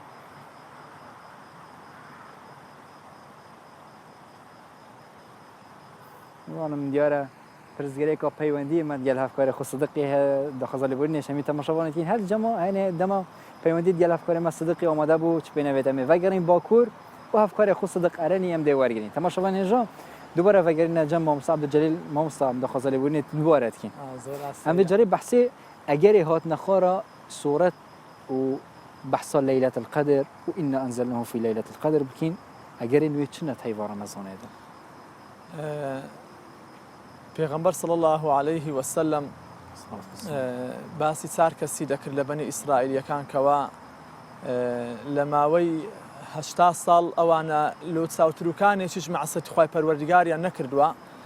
جا پێغەمبەر صلی الله علیه و سلم زۆر حەزی دەکرد خوای گەورە ئەو گەورەیە ببەخشی بە ئومەتەکەی خوای پەروەردگاریش بەدڵی پێغەمبەری کرد صلی الله علیه و سلم شەوێکی بەخشی بە ئومەتی پێغەمبەر صلی الله علیه و سلم کە تاعەت و عیبادەتکردن تێیدا خێری زیاتر لە 1000 مانگ کە بەنەسی ئايات خوای گەورە دەفەرمێ ئینا ئەنزەلناه فی لەیلة القدر وما ئەدراکە ما لەیلة القدر باسی ئەوە دەکا ئایا لەیلة القدر شەوێکە خوای گەورە قورئانی تێدا نازل کردووە قورئانی تێدا نازلتە خوارەوە جا بدێ بەخۆی تەفسیر لەیلة القدر دەکا وما ئەدراکە ما لەیلة القدر یا محەممەد تۆ نازانی لەیلة القدر چییە ليلة القدر خير من 1000 شهر ليلة القدر شويكا خێری زیاترە لە 1000 مانگ نەک 80 ساڵیوان 83 ساڵ و 4 مانگ زیاتریش خی پەروەردگار بە ئەجر و پاداش دەینووسی جا پێغەمبەر صلی الله عليه وسلم لە فەرمودەکانی زۆر زار باسی دەشەوی کۆتای ڕەمەزانی کردووە و باسی پاداشتی شەوی قەدریشی کردووە کەوا دەفەرمێ من قام ليلة القدر إيمانا واحتسابا غفر له ما تقدم من ذنبه بله دەفەرمی هەر کەسێک شەوی قەدر زیندوو بکاتەوە بە تاعەت و عیبادەت خوای پەروەردگار لە گوناحەکانی ڕابردووی خۆش دەبێ یعنی ومانای ئەوەیە خوای پەروەردگار دەیەوێت لە ئێمە خۆش ببێ خوای گەوردەی ئێمە عەفو بکات گوناهێن مرۆڤێکی و ئەگەر شەوە لەیلەت القەدر میتە شێر و شەوە لەیلەت القەدر سۆخ کتەوە گوناهێتی تەمام تێنە غەفڕاندن ئینشاءالله خوای پەروەردگار لە هەموو گوناحەکانی خۆش دەبێ گوناحەکانی ڕابردوو باشە مامۆستا بەحسا خير من 1000 شهر مثلا اگر کەسێک تەمەنی بێژین 40 ساڵ بێت 40 ساڵ گوناهێن وین بەرێتێنە غەفڕاندن و ئەگەر لەیلەت القەدرەوەی من قام لەیلەت القەدر ئیمانا واحتسابا يعني 40 ساڵ پشتی هەنگیژیتێنە غەفڕاندن یان چاوایە تشتێکی وەسا ئەگەر بەحث خۆی خوای پەروەردگار کاتێک باسی ئەوە دەکا شەوی قەدر خێری زیاترە لە 1000 مانگ ئەوە خوای پەروەردگار ڕەحم بە ئێمە دەکاتن لەبەر ئەوەی پێغەمبەر صلی الله عليه وسلم دەفەرمێ لە دوای ئەوەی کەوا ئەهلی جەهەنەم دەچنە جەهەنەم و ئەهلی بەهەشتی دەچنەوە بەهەشت خوای پەروەردگار سێ نیدای لێ دەدا لەو ئەهلی جەهەنەم دەفەرمێ ئینسانی وا هەیە لە ناو جەهەنەم دەیهێنە دەرەوە لە ژیانیدا چاکەیەکی نەکردووە بە ڕەحمەتی خوای گەورە دەکەوی لەوانەیە ئینسانێک 40 ساڵ لە مەعسیەت دابیتن بە یەک مانەوەی لە مزگەوت بە یەک شەو خوای پەروەردگار لە گوناحی 40 ساڵی خۆش ببی دەکەوتە بە ڕەحمەتی خوای پەروەردگار لە ڕۆژی قیامەت تەسەور دەکەی کاکسفان شەیتان دەیەوێت بە ڕەحمەتی خوای گەورە بکەوی دەڵێ کەس نییە شەفاعەت لەمە بکاتنە من ئیبلیسم ئەمن شەیتانم یان شەفاعەت ئەمن ناگرتەوە چونکە ئەمن ئیبلیسم ئەمن شەیتانم یعنی شەیتان دەیەوێت بە ڕەحمەتی خوای گەورە بکەویتن خۆ عەبدەکان و خۆ بەندەکانی خوای گەورە لە شەیتانی شەیتانتر نینە بە ڕەحمەتی خوای گەورە نەکەون دەبێ ئینسان تۆزێک ئیمان لە ناو دڵیدا هەبی لۆ ئەوەی ڕەحمەتی خوای گەورە شمولی بکە لۆ ئەوەی خوای گەورە لە جەهەنەم دەری بێنی بە بەهەشتی شاد بکە ئینشاءالله ویامە جێوە ڕەحمت لەوانیا خودی مەهمیە بگرێت دەوایان بچنێتەوە بەهەشتیدا تەماشاوانێژە مامۆستا توژی یعنی دووبارە مێڤەگەران جەمع ئەفکاری خۆ صدق ئەرەنی کۆپشەیەکی ڕاستەخۆش دیاربەکری لە باکووری کوردستان دەتگەڵمەوە صدق دووبارە دەمێتە باش بکەین ئەف شەوە دەمە پاشیوی یا باکووری کوردستانی تایبەتیشی دیاربەکری چاوایە جدا شەوێن بوری خەڵک زێدەتر هاتیە دەرێ جێ هێشتا خەڵک یعنی ئەو ترسە هەیە دەمێ پاشیوێ نەهێنە دەرێ و ماڵێن خوب پاشیوێ بکەن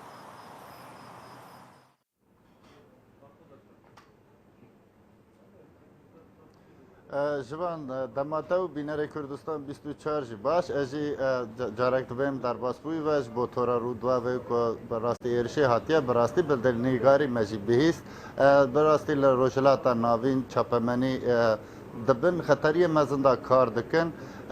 و ئەڤژی نیشانەیە وان خەتەریایە ئەموارن باکووری کوردستانی ئەس تشتێکی سەرەڕاست بکەم ژوان ئەس لە ڕەحایمە ئیرۆژ بۆ کۆ ئەم بێژم پاشیوا ڕەحایە بینم سەرەکرانێ کوردستان 24 ئەما جێ خۆڤەگ و هاست لە باکوورن بەلێ لێ ئەم لە باژارێ ڕەحاینە نهاجی ئەس دوێ شوێنێمە کۆ ئەم بێژن لە هەر باژارێکی ئەس بە تایبەت دخوازم بچم جێ کو ئەم بێژن هەری قەلەباڵق و گرسەی دیمەنێ ڕەنگین لێ هەبن ئەفدەرژی ئەو دەربوو لێ مەدید کۆ وەک لە دیاربەکرێ لە ڤەرژی نیو سعات پشتی دیاربەکر هەموو کۆلان هەموو شوێن ڤاڵا دەبن ئەف دەر دەمان ساعت یەکی واندا هاتن هەما بێژە ئەم بێژن لەڤەر ماسەین ڤاڵا تنە بوون لێ دەناو نیو ساعتیدا هەمیش ڕابوون پشتی کو دەف لێ خست بەربماڵێ چوون نها لە پشت من ماسایەکی مایە ئەوژی هەن جوان خەباتکارên vê derê ne hinek jî em karin bêjin wek müşterî li virin lê ew jî nasê virane em ji kê dest pê bikin em ji te dest pê bikin rûyê te heye û kenek jî li ser e em bipirsin li vir li Rihayê Remezan çawa derbas dibe em dibînin li vir jî zû vala nave gel bela dibe zû bela dibe yani xweşanî Remezan cem hinekî germ ama yani ro derbas dibe dariye zaten qediya tiştek jî nema Başa yani ev em bêjin dema mesela niha hêja ji ام بیژن خلاص بونا پاشی ویرا هیچ تقریبا ساعتک هیا بوچ او قصا زو ام بیژن کولان و کافتریا و شونن و ها خوارن و خوارن والد يعني ساعات تشت باقي دار مال خوا ماجي تمام ساعتك ما بها يعني و ساعتي دا امجي بلاد من بتایبت لور ساعت بلاونه چیه مثلا رحای يكوني ضد شاب انا برو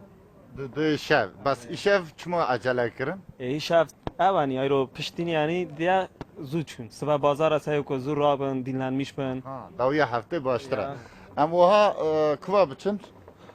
خورتو نوی تب خیر تیار تیار چند سالی تو دو هفت 17 سالی اره در رمضان دا تشتی کو زوره داتا چیه اورفا ذات هم گرم رحا فراجي ذاتم هونك هديه ايفارتين فرا افطار حفظكن فراجي هونك نيفان متين فرا افطار حفظكن حتى شافه دي رودن فرا ترجيتكن فرا خاش هديه فرا برستيج قالي تلي المان ما هنديه حزمت دكن فرا ترجيتكن والله مديت لبشت قافتاريا ملات لسر چيماج رو نشتبو افدر جيكي بالدار خو ناويجي تب چیه گره تماشای نوسا گره تماشای کردن باشه تشتی کد رمضان دا زوره داتا یعنی لسر تا زحمتی چیت که چیه يعني گرمه وقت ذاتم گرمه حتی ایواری هم روزی دیگرم بی آف بی شیف وقتا که شیف حاج دخون هم گرانده و نکانم بشغلن آنجا ساعتا که دوشت بن که هم وانا او بکن برای ایچه مده هر دی هم راحت بشغلن باشه بله جوان وک مال قال چند جوان کر لی امکارم بیشن لور نزدیکی 10-15 گنج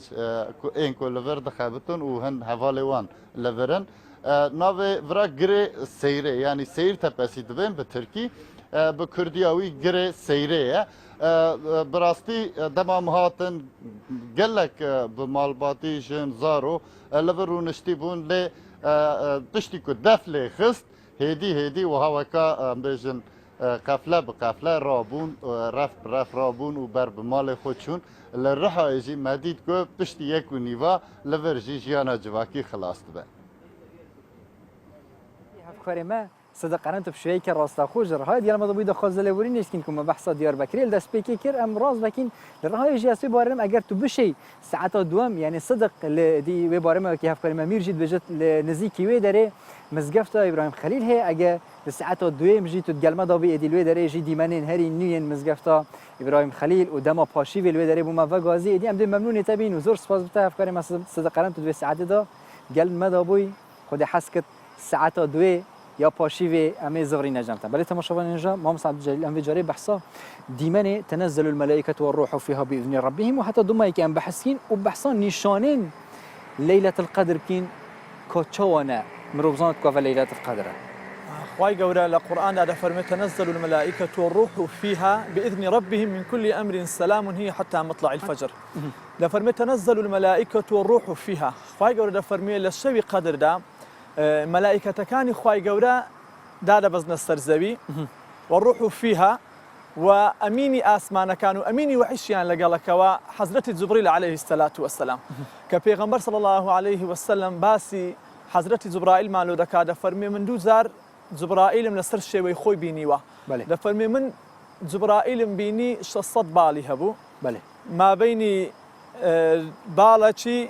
لقر بالتشي ما بيني مشرق ومغرب ما شاء الله او ملائكته ديت السرزوي نزاو تكاو رزاو بارانو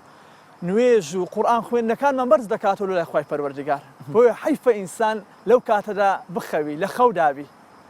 نشانين يعني ين شواليات القدر بحثين اگر تشكي لازم مستوى بيش هبا كرتي ان شاء الله بيش باسي بكم باسي اوجدكم سلام هي حتى مطلع الفجر إمام الشعبي ده فرمي ملائكة كان دسنا همو مالا كان دسنا همو مزقوتا كان سلامي خواهي پروردگار بإيمان دارا كان دقينا ما شاء الله والسبارت بعلامة كاني الشوي قدريش كومالك علامته هيك بيغمر صلى الله عليه وسلم باس يعني كرديا يقلوان باسي أودك هذا فرمي أو شوي كوا الشوي قدر وبيان يكي روجي تيدا هالدي تيشتي روش ضعيف وكزو لاوازا بله أوجلو أودك قريتوا للشوي قدر مەلایکەتێکی گەلێک زۆر دێتە سەر ڕووی زەوی لەو کاتی هەمویان بەرز دەبرو بەرەو ئاسمان و بەری ڕۆژ دەگرن تەمامەدی پرۆستی یەک دوو علامەت تریزماوە گەر باسی بکەم وەلەن علامەتە تریان ئەوێ ئەو شەوەی کەوا شەوی قەدرە شەوەکە نە زۆر ساردە نە زۆر گەرمە زەوێکی احتیادی هەیە پێوە دیوارە بەڵێ و ئەو تیشکڕ و ناچێکەوە زۆر جار لە شەوان دەیبینین کەوا هەموو شوی شەیتانەکانە ئەویش لەو شەویدا بەدی ناکرێ و نادیترێتن ئەوە هەندێک علامەتە کە پێغەمبەر صلی الله علیه و سلم باسی کردەوە هەر کاتێک شەو علاماتانە دیترا دەزانرێ ئەو شەوی قەدر بووە پیڤامە ژیاوە ئەمژی بکەینەوە نۆڤەی شەوێ دەولڤێری ژیان خزمەتە تەماشاوان و بینەر و بیسەری کورسان 24 دەبین زۆر سپاس بکەم مامۆستا عەبدولجەلیل خۆشناو مامۆستایانی دەمەبووری دە ساعتێکی و پاشیوێ دیالمەدەبی زۆر سپاس بکەم بەڵێ تەماشاوان اینجا ئەف ساعتێکی و پاشیوە بیستی بوش کوردستان 24 ئێدی ساعتا دوێژی ئەمەل گەلهەوە بەردەوام بکەین شێوەیەکی ڕاستەخۆ لە جەم مزگەفتە جەلخەیات باشووری کوردستانی هەولێرێ لێ پشتی وێ نۆڤڕێ ئێدی هین گەلمەدابن ئەم ژیب شێوەیەکی ڕاستەخۆ و گەل هەفکارێن مە باژۆر و باژۆرەکەن کوردستانی ئەمە گەلهەدابن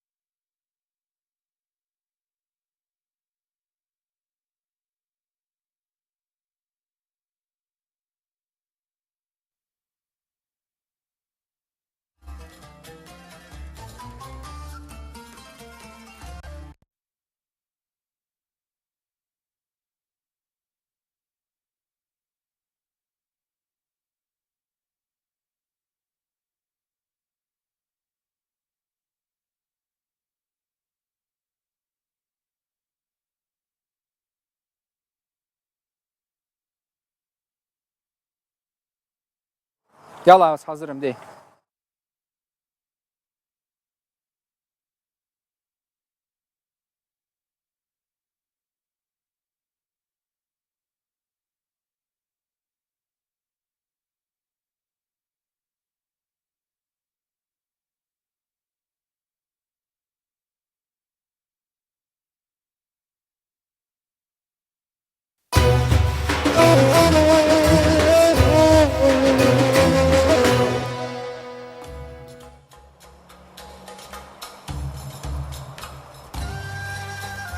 ولی طبعا شوان هجا نوا وی کشوهای حوصای آرام وی کشوهای حوصای خوش نوا حولی را پایتخت جمع زگفت جل خیاط ساعت دوم یا برنامه پاشیوش کردستان 24 بردام کرد و ساعت 18 خود حس کت امیدگل دکتر اکرمی امد بحثا برکی کلیه یانجی بردی گرچیله و چا او برکی هنه دروز به و چاره سری و خوب پاراستن جی هم چا کو توشی و نخوشی نبین لبری هم دست تواری تندرستی بکین و بخیراتنا دکتری بکین امی وجاره برف گرمیان و تایبتی جمع بحثا کفری بکین و شب رمضان ین تایبت کلوی درت نوا کفری دا نولاتین کرد عرب ترکمان بجداهی وان شبن هنه پیگ و بورینن و چالاکین کلتوری و این آینه جی پیگ و دمک خوش گلک دا بورینن برف کفری و جیاوازی ها شبن کفری بینین گل ناخچهندن ین کردستان و دیفراجی هم ده وگرین و ساعت دوام یا برنامه پاشیف و تواری تندرستی خود حس کرد نیف ساعتی جی 45 دقیقه که هم ده بردان کن گل مدابن چین که برنامه پاشیف جی شوهی که راستا خوب لباشور گل وده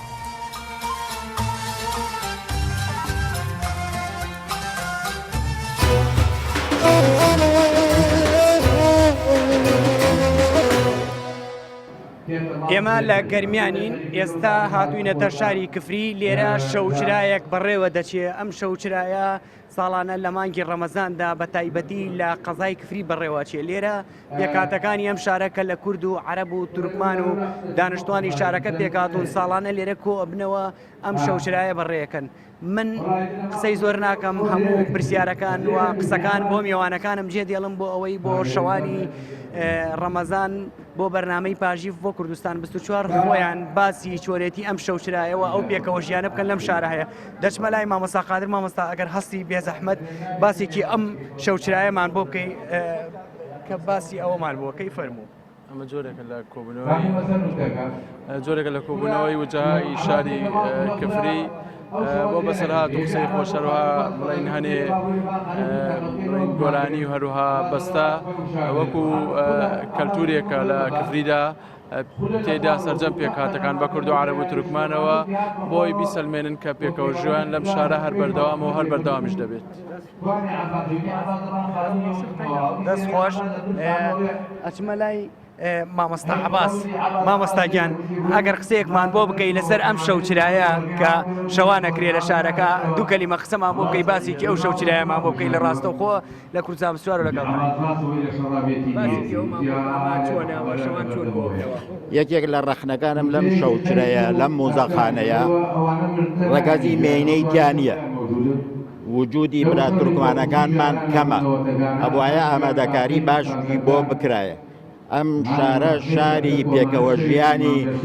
یەهودی و موسڵمان و کورد و تورکمان بووە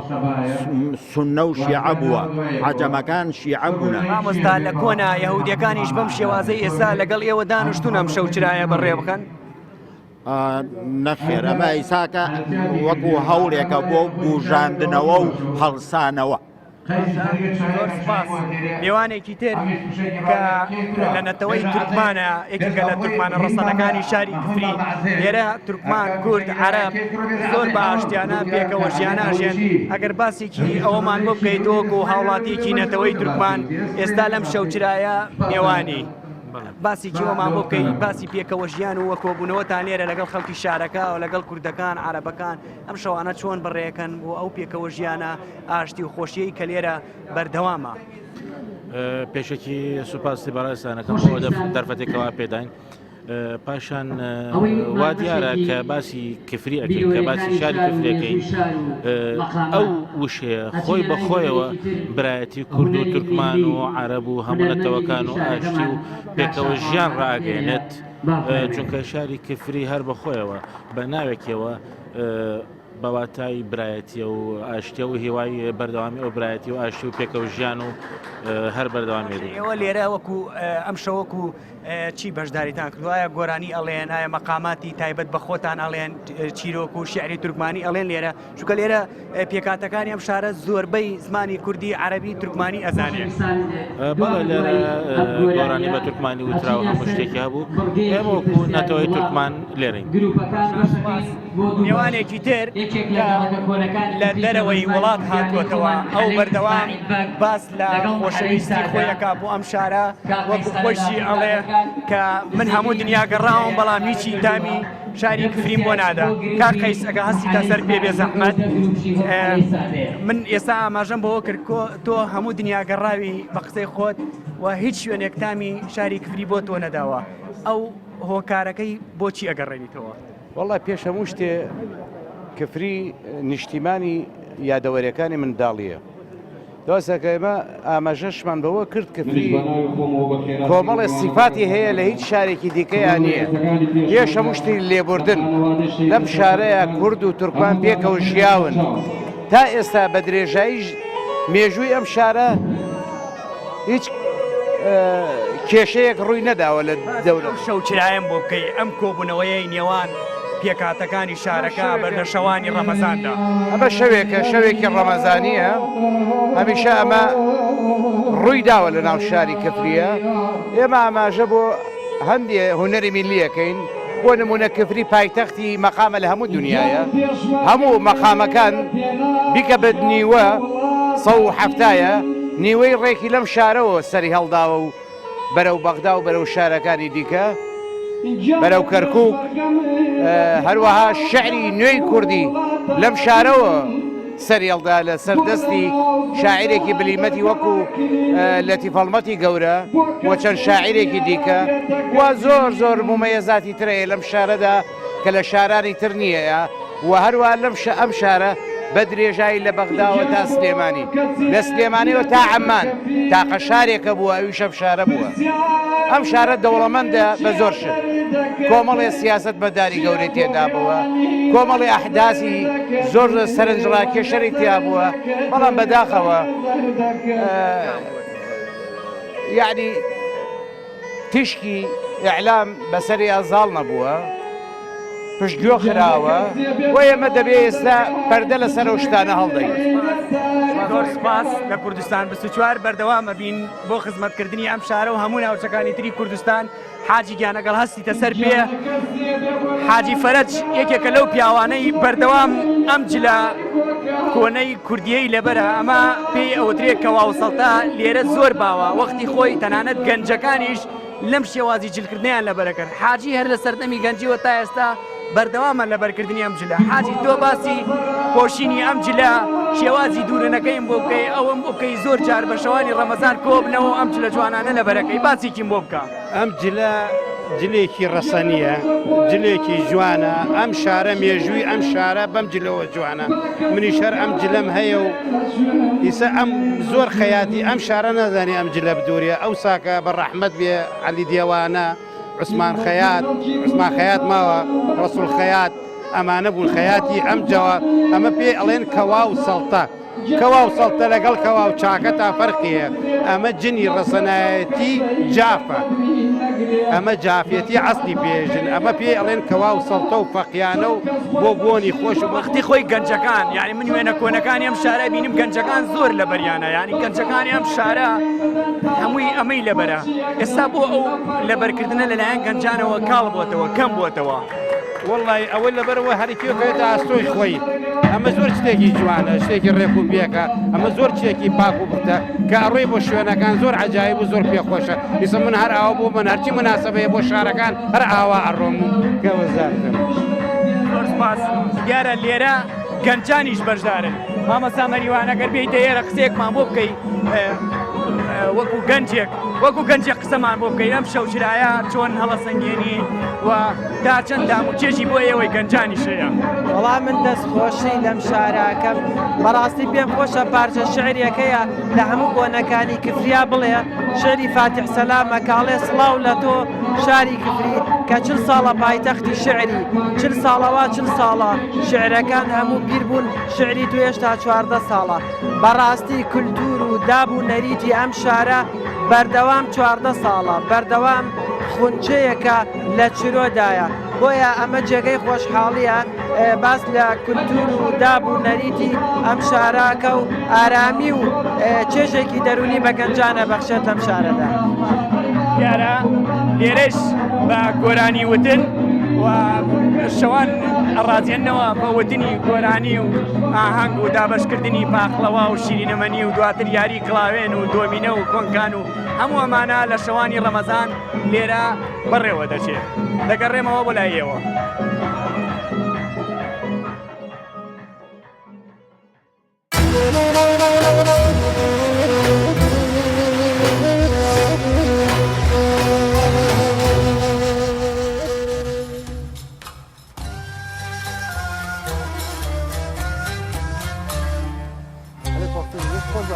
فيك فيجن وصار جانت نوا كفريدا نشاني مدى راسي جهك خوشش مثلا نوا جيداتو قولي بي شوالي كي بتركمان بابام قاردش وشوالي كي جوا عرب نتوا عرب ويا اخي يا ابي وشوالي كي جوا كرد زماني ماشترين براي خوشتري افاخنين هني وصل همي جهك فيك فيجن جان كردستان نشانه بله تماشا نيجا ساعات دوانيا پاشي به بردام که اما وی ساعت جی زیادتر بحثا دوره تندرستی و میوانداری دکتر اکرم محمد بسپوری نشترگیریا برکه کلیه ام دیکین دکتر اکرم تو گلب خیراتی و زور سپاس با آمده بونتا دکتر هم دست پیک بحثا نخوشیا برکه کلیه بکین و پیناسکا پزشکی و زانستی ام بوی نخوشیه بکین زور سپاس بام درفتا پێشی پێناسەی بەردی کلێ بکەین دەبێت پێناسەی گورچیلە خۆی بکەین گورچیلە دوو کۆندامی میزەڕۆ بەش سەرەکەی پێکاتۆ لە دوو گورچیلە کارێکە و لە تەنیشتێکی مرۆڤن ئیشی گورچیلە پاڵاوتنی خوێنە ئینسان 5 لیتر نزیکەی 5 لیتر خوێنی تێدایە و دەسۆڕێتەوە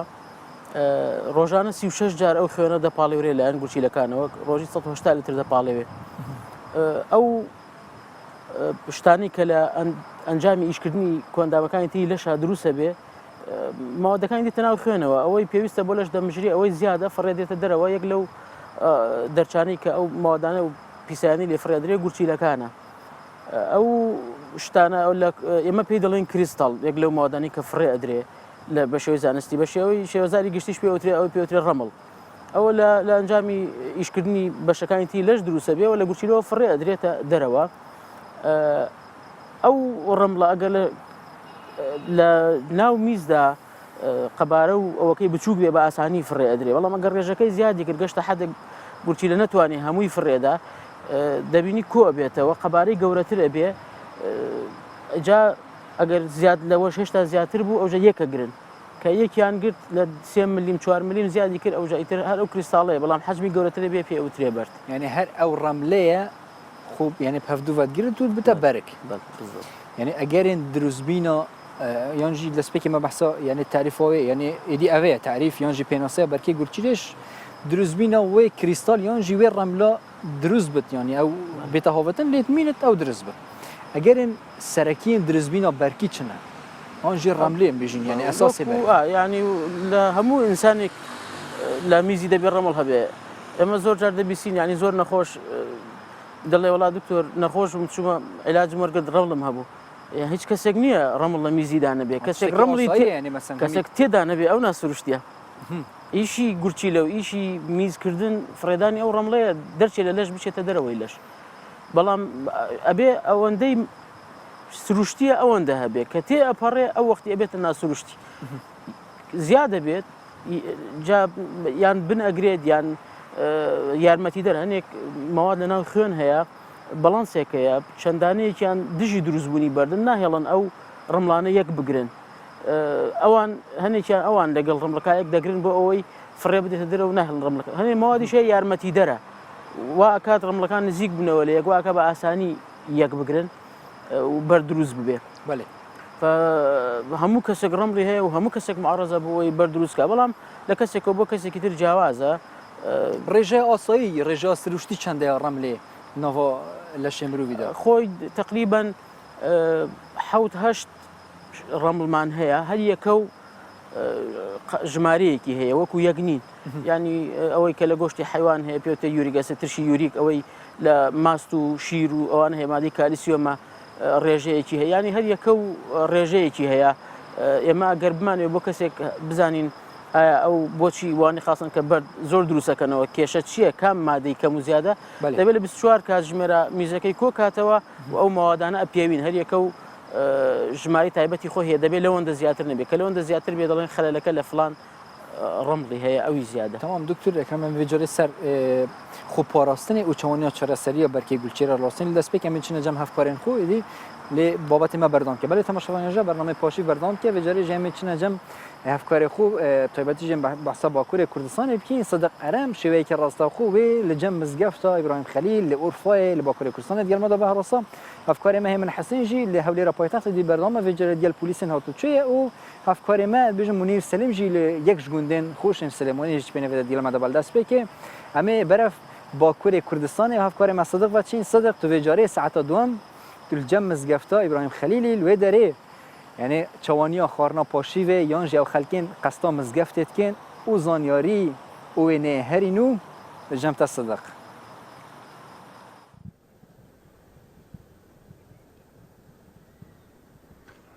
دماتو بینر کردستان 24 دیسا باش براستی ام ایرو لدردور و جامعه گرک گریان ام مزگفتا لجبو رهای خودی تایبەتیە کە گرینگە لە ڕحایشی دەما هوم بگەرن ناوی ئیبراهیم و خەلیل gelek zêdene ew bandor ew em bêjin nav zêdebûna wan nava li vê bajêrê jî ji ber em bêjin pêxember İbrahim sallallahu aleyhi ve sellem tê ku li vir biye ev camî em bêjin di salên 1211 û 12 da ji aliyê Selahattin Eyyûbî ve bi navê ji bo yadkirina pêxember İbrahim hatiye çêkirin bi rastî heta 1900 li gor agahiyên hatine belevkirin gelek di rewşek xeter daviye lê em bêjin restaurasyonekê hatiye kirin niha em karin bêjin camiya herî berbiçav û em bêjin rengîniya vî bajêriye û gelek cemaat li wê derê li mêja xwe dikin lê di vê saetê de ew jî vala ye bi rastî hin nobetdar li hundir hebûn me bi wan re jî axivî bes nexwestin em bêjin gotar bidin lê li hundir hin nobetdarên camiyê hene ji wî bêtir jî niha cemaat bawerim piştî paşî vê hêdî hêdî dikevin nav ciyar radizên ji ber wî jî niha vala lê bi roj vê derê tije bû bi rastî me ji bo bînerê Kurdistan 24 li vir pakêtên gelek balkêşî çêkir ku hem rengê rihayê tê de cih digire hem jî em bêjin ew germayî û em bêjin berevaniya welatiyên vir ku ji bo germayiyê girtine li derdorê vê camiyê bi taybet digerin ew jî em ê demekin da wan jî bînin ser ekranê Kurdistan 24 bira bînerê Kurdistan 24 çaverê bin ger pirsiyar hebe em bersî bidin niha rewşa Bakur û Rihayê em bêjin vî rengiye دي براستي جوا كي تجي بحث كري كودي يعني مزقف جي الفيدا ميدا والله برزغري كما يعني افشان بده هكا دريج القلب كوري كورسان بتايبتي جي الشبان رمضان اوكو همي جهك والله بني دي زور سباز بتاع افكاري ما صدق قرنت للجمز قفتا ابراهيم خليل لاورفا باكوري كورسان القلب دابوي زور سباز بتاع وشواجي خوش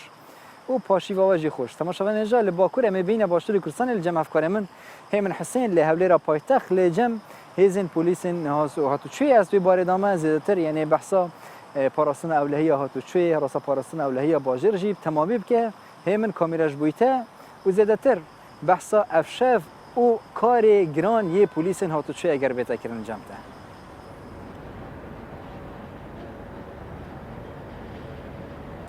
بەڵێ شڤان من لەگەڵ برایانی پۆلیسی فریاکەوتنی شاری هەولێرام ئێمە ئێستا ئەوەی کە لە پشتەوەمان دیارە شەقامی ئیسکانە نزیکی کەمتر لە کیلۆمەترێک یا بڵێن چەند سەد مەترێکەوە لەو تەقینەوەی کە لە چەند کاتژمێنی ڕابردوودا ڕوویدا لە بەردەم بارگای تۆڕی میدیایی ڕوودا و کە تەقینەوەیکی سوک بوو و بۆمبێکی دەستی فرێد درابووە ژێر یەکێک لە ئۆتۆمبیلەکانی تۆڕی میدیایی ڕوودا و سێ برینداری لێ کەوتبووە کە برینەکانیان سوکە و لە ئێسادا لە نەخۆشخانە دەرکراون و گەڕاونەتەوە ماڵی خۆیان. لێرە ئیبینین ئەوە کاتژمێر 2:30 نزیکی بەرەو بەیانی بەرەبیانە لە شاری هەولێر بەڵام قەرەباڵغیەکی زۆر و خەڵکێکی زۆر و ئۆتۆمبیلێکی زۆر لە شەقامەکاندا هەتا ئێسش هەن. ئەمە ڕەنگە ئەو متمانەیەی هاوڵاتیان بە بەهێزەکانی ئەمنی و هێزەکانی پۆلیس کە لە شاری هەولێردا ئەرکەکانی خۆیان بە ڕێکوپێشی ڕائەپەڕێنن. ئێمە بۆ ئەوەی بچین زانیاری زیاترمان دەستکەوێت لەسەر ئەرکەکانی هێزەکانی پۆلیسی فریاکەوتن. ئێستا بەڕێز مقدام سەرانمان لەگەڵا بەڕێوەبەری پۆلیسی فریاکەوتنی شاری هەولێر کاک سەران ئەگەر باسێکی لە ئێستادا ئەم شەوکە ئەو تەقینەوەی ڕوویدا لە ئێستادا بارودۆخی شاری هەولێر چۆنە و هێزەکانی ئێوە چۆنن لە ئامادە باشیدا؟ بەخێر بن سەرتا سلااو ڕێزم هەیە لە برا پێشمەرگەکان کە ئێستا لە سنگەرن کە لە دیفاعن بەرگرینە لە خاش کوردستان ئێمە بە هیمەت و بە پشتیوانی وەنە ئەو ئارامە لە شارێ و دروست بوو ئێمەش تەواوکەری وانن و لە شاردا شەو نخونی دەکەن. بەڵێ ئەوە بەتاکید بە چاوی خۆتان دیتن ئەم ڕووداوە تەنها ڕوومانەیەک بوو هێرشکردن نەبوو هەرچەندە دڵگران بوون بەم ڕووداوە و لە نتیجەش ئینشاڵڵا بە زووتری کات ئاگادار دەکرێتەوە و لێکۆڵنەوەش دەستی پێ کردیە. سەران ئەبینین لێسای خەڵکێکی زۆر لەسەر شەقامەکانە لە کاتێکدا ئەم شوێنی کە ئێمە لێ ڕاوەساوینتەنا چەند سەد مەترێک لە شوێنی ئەو تەقینەوەی دوورە ئەو بتمانەیە هاوڵاتیان بۆچی ئەگەڕێتەوە؟ بەڵێ بە دنیاوە کە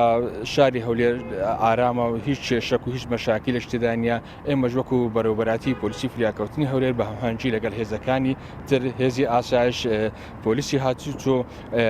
هێشتنی تاوان بنکەکانی پۆلیس بنکەکانی ئاسایش بە هەموو لایەکی توانیتمان ئارامەکی لەم شارە دروست بکەین کە هیچ کێشەیەک نەبیتن. خەڵکی دنیا دەکەینەوە هەر ڕووداوێکە بیتن هەر کارێکی نایاسایی هەبی ئاگداری ئێمە بکەنەوە ئێمە بە زووتری کات بە خزمەتیان دەگەین کە تەلەفۆنەکانی پۆلیسی فریاکەوتنیش ڕوون و ئاشکرا لەلایەن هاوڵاتیەوە. ئێمە بە تاکید خەڵکی دنیا دەکەینەوە هەولێر ئارامە و بە چاوی خۆشتان دەبینن شەقامەکان خەڵەبارکەشی تەواوی بەخۆی وەدیتەوە لە پارکەکانیش لە بازاری خۆیان دەکەن خەرکەکان ناو شەقامدا هیچ کێشەیەک نییە. جیاوازی شەوانی ڕەمەزان لە شاری هەولێر بە تایبەت لەگەڵ شەوانی تر ئەبینی قەرەباڵغێکی زۆر بە تەواوی شەقام و کۆڵانەکانی شاری هەولێرەوە دیارە. ئەمە وەکو پۆلیس ئەرکی ئەوەی گران نەکردووە یاخود جیاوازی چییە بۆ ئێوە لەو ڕۆوە؟ بڵێ ئێمە سەرای دەستپێکردنی مانجی ڕەمەزانی پیرۆز ئەمە لەسەر بەریاری بەڕێوەبەری پۆلیسی پارێزگای هەولێر بەرنامەیەکماندا ڕێشتووە ئەو شوێنە گشتیانە کە خەڵک تێدا کۆ دەبێتەوە بتوانیت چەندین پۆلیس دەرخان بکەین بۆ ئەوەی لە خزمەتی خەڵکدا بێتن و تەنها ئەگە تەمەشا شاری هەولێر بکەین کە بنکەکانی پۆلیس هەموو لە ئامادەباشیدانە بە کارمەندەکان و بە ئەفسەرەکان بنکەکانی ئاسایش بە هەمان شێوە هێزی ئامادەمان هەیە چالاکە مەدەنیەکانیش و ئەوانش تجوار دەکەن تەزاحور دەکەن لە گەڕەکەکانیش و ئامادەشن لە هەر کارێکی نایاسای هەبی ڕووداوێکەبی لە ئامادەباشیدانە جگە لەوەی بەڕۆبراتی پۆلیسی هاتوچۆش ئاسایشی هەولێر نهێشتنی تاوانش و لە ناو شەقامەکان بە مەدەنیش متابعی بازار دەکەن بە هەموو لایەک توانیتمان ئارامیەکی تەواو لەو شارە تەرخان بکەین. ئێمە هەموو هەدفمان ئەوەیە کە خەڵک بەخۆشیدا بژیتن و کێشە و گرفتی نەبیتن. جگە لەوەش کە بەرنامەیەکشمان داناوە لە بۆ جەژنی ڕەمەزانی پیرۆزیش خەشیش دنیا دەکەینەوە. ڕووداویش ئەگەر هەبیتن ڕووداوێک شانی باسکردن نییە شاری هەولێر قەڵبارکەشی تەواوی بەخۆ دەبینێت تەمەشا دەکەن ئیدیکە خەرکەشی زۆر تێدایە ڕووداوەکی بچووکێ و بە زووتیان کۆنتترۆلیش کرات و هاتە کەشفکردن زۆر سپاسان دەکەن. زۆر سپاس ببوورە کاتمان زۆر نییە کاکسران ماندووماکردن و سەرکەوتوو بن. بەڵێ ئەوەی گوێبیستی بوون وتەی بەڕێبەری پۆلیسی فریاکەوتنی شاری هەولێر بوو کە دڵنیاییدا هاوڵاتیان کە بارودۆخی پایتەختی کوردستان شاری هەولێر لە ئێستادا سەقامگیرە وەکو هەر شەوێکی تریە بە ئاسایی خەڵک لە شەقامەکان داوەکو دەیبینن سەرقاڵی ژیانی ئاسایی خۆیانن. ئەفکارێمە هێمن حسێت و شەیەکی ڕاستەخۆش لە هەولێرێت گەلمە دەبوویدی دەست و چاوێن پۆلیسن فریاکەوتنە هەولێری ژێت خۆش دەخوا سەرکەوتنی بۆنە ژێت خواست زۆر سپاس بۆ تا بەرێت تەماشاوان هێژایدی پاشیف بەردەوام کە ئەف وێنێن ڕاستەخۆین نەوە هەولێری دەبوون جەم ئەفکارێمە هێمنی ئەوێ ژە هەولێرێ برف سليماني بچین و هفکاری ما منیر سلیم و بشیک راستخو لیک جگوندین سليماني دیگر ما دباس نبیشم نبی چه که پروژه من گل باکوری گوت ممی برف دیاربکری چین که درکت یعنی رها الهولير جي موجود الجم بوليسين هاد نوتشني بوليسين فرياكاتني دركات جم عزدي بجمع افكار خو من سليمي كاتور تشغوندي او كاميرا او مايك جبوتا او اخفنين خوين خوش داس بك منير دەم باش شوان من سەرەتا حەزەکەم هاوسۆزی تیمی ڕۆژنەمەوانی کوردستان 24 لە دووری 73 کیلۆمەتر لە گوندی لە نەحی سێوسێنان لە دەڤری قەرەداغ بە هاوکارانمان لە کەناڵی ڕوودا و ڕابگەێنین و لە هەمان کاتە ئیدانەی ئەو دەستدرێژیە ئەکەین لەسەر کەناڵی ڕوودا و هیوادارین لە حکوومەتی هەرێم و دامودەزەکان کە بە زووترین کات دەستدرێژیکەران بدەنە دادگا. ئەمە یەک. من ئێستا لە دووری وەکو باسم کرد لە 73 کیلۆمەتر ئێمە لە گوندی سێوسێنانی لە نەحەی سێوسێنانی لە ڕاستە گوند نییە ژوان ئێمە ئێستا لە ماڵی کاک مەحیەدینین ئەوە ئێستا ئەو خانەوادە بەرەزە خەریکی پارشەون دەچینە شتەفزینان لە سێوسێنان باسی ڕەمەزانی کۆن لە سێوسێنان دەکەین باسی ژیان لە سێوسێنان دەکەین. ئێستا ئێمە کۆمەڵی خەڵکمان لایە ئەم کۆمەڵە خەڵکە ژوان ببوورە خەڵکی جوانن خەڵکی ڕەندن بە زمانی خۆمان پێش ئەوە پێش هەمویان دەچمە لای کاک مەحیەدین بەدەم قەرەخەمان خواردنەوە ئەو کاتت باش قوربان کاک مەحیەدین سێوسێنان لە چێوە هاتووە؟ سێوسێنان لە سەی حوسێنانە هاتووە. سەی حوسێنان دوو سەید بوون على ئاساس تەکیەی سەی حوسێنان تەکییان لە بەلەکجار بووە دانیشتیان لەیلە بووە دوو کەس بوونیتر ناڵێ لێرا هەردووکیان نییە لە قەرنێکانە مویان ناو بەناو بووە. سێوسێنان سەی حوسێنانە تەکیەی سەی حوسێنان لەوە هاتووە. زۆر باشە. کاک مەحیەدین جەنابەت بە بیرەوەری جەنابەت ڕەمەزان بە ڕۆژوو بووی ئەو سا ڕەمەزان چۆن بوو ئێستا خوانێ بڕێ ئەوە یاپراخی سڵقە ئەوە گۆشتە ئەوە قەرەخەرمانە ئەوە کۆمەڵە شتە یعنی کۆمەڵە شتی خۆشدانراوە ئەو سات چۆن بوو خواردن چۆن بوو؟ ئەمە ئەم خواردنەمان نەبوو جارێ یەکەم جار ئێواران کە وەختی بۆ وەختی بەربانگی سەر سهۆڵ و سارد و ژین هەر کەسێ مەخشە لە ماڵی خۆ جوانێ ئاوی برد ئاوی ساری کوونە بوو ئەیبر هەڵێ واسی لە مزەوتەکاوێکی پەرداخی ئاوی خواردەوە و ئەو کۆشەڵەیش بوو کۆشەڵەی دار بوو داهی نەبوو ئەمجارێنان شەو تقریبان مەلا سەڵایە کریاوەکو زەلاممانە گریانی خۆمان لە بینی خۆمانە یارمەتیمانەدا شەو ئەو زەلامە نەخەو تەپلی لێدا هەتا وەختی پاشۆ کە پاشۆ بوو تەپلی لێدا ئاگاداریەکردین ئیتر زۆر کەس بووە کە مەخسە درێوی کردیەوە ڕۆژوو بووە زۆر کەس بووە زەرعاتی کردیانی هەتاوەرە بەرەم بەرەخۆرەوە بە ڕۆژوو بووە ڕەمەزانی ئەو ئانەی ئەمە ئەم خواردنە نەبووە شەش حەو ماڵ ئەم خواردنەی تیا دروستە هەر ئەساسەکە نەبووە لەو کاتا ئەمە خوا لێران بووە حەمد و سەنا بۆ خۆ ئەمەیسە ئەمەیە دێمە شکوری ئەم نەعمەتە زۆرە بکەین کەوا خوبێ بۆی داناین کەوایکەین ئەمان بەداخەوە ئێمە کۆمەڵێکمان ئەو شکرە ناکەین و ئەو سەبرەمان لەسەر ئەم خواردنەنی وەڵی ئینشەڵا ئێمە یەکەم سپاس و ستایش بەخوای گەورە دووەم سپاس بۆ حکوومەتی هەرێمی کوردستان کە ڕزق و ڕۆزی ئێمە دابی نەکات و هەوڵمان بۆ ئايات کاک حاجی ئەحمەد پێش بێمە خدمەت جەناب با بچمە لای کاک محەممەد جەنابەت ئەنجومەنی گوندی وانە کاک محەممەد ئێوە چەند کەسن چەند عائیلەن چەند خەڵکن یعنی گوندی سەوسێنان نەحیە سەوسێنان هەمیشە بە گوند باسیەکەم خۆی نەحیە بەڕاستی زوڵمی باشم لێکردن طبعاً پێشتر گوند بوو لە ساڵی 2005 شۆ بۆ بە نەحێ ئێرە 120 ماڵە ئێستا زیاتر لە 600 نەفەر لە نەحێ ئاژین 600 نەفەر ئەژین خەڵکی ئێرە بەچی بەناوبانگن ینی کار و کاسپیان چییە؟ خەڵکی ئێرە بەچی بەناوبانگن تەمان خەڵکی ئێرە پێش ئەنفال بۆ دوای ئەنفالیش پێش ئەنفال بە ئافرەتەکانمان بە تەون تەوان تەون دروستکردنی بەڕە و فەرش وە خەڵکی ئێرە خەڵکی بە تووتنکاری و مەشغۆڵ بوون تووتنەکەش ڕۆیش بۆ قەڵەوس ئەدی ئێستا ئەوە پێش ئەنفال بووەوە بە حیوانداری و زۆریشی فەرمانبەر و پۆلیس و ئاسایش و لە دایرەکانی حکوومەتەیە زیاتر بە حیوانداری و فەرمانبەری و بڵێن کاری حکوومەت یاخواتە من درێژ بن با بچمە لای حاجی ئەحمە ژوان جان خزمی خۆشمە هەرچەنە هەندێکی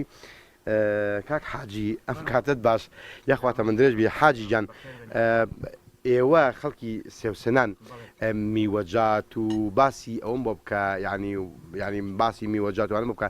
باغداری ئێوە یا ئاژەڵداری ئێوە چۆنچۆنی بۆ ئێستا چۆنچۆنیە فەرقێکمان بۆ بکە والله ئێستا لەبەر ئەوەی کەەوە ئاوەکە کزە چەند ساڵە ئاو نییە باغداریمان هەیە کەمە نیوەی وشک بووە بە ترێ و بە هەنار و بە هەنجیر هەمانە ئیسا ئەو ئاوشتەمان نییە کەوا پەروەردەی وەکو ئەوسا تەماتە و بامیە و تووتن و مەرەزە و ئەمانە بکەین بەبیر ئاوەکە هینەکە بەشی خواردنەکەیشمان کەمە تاکو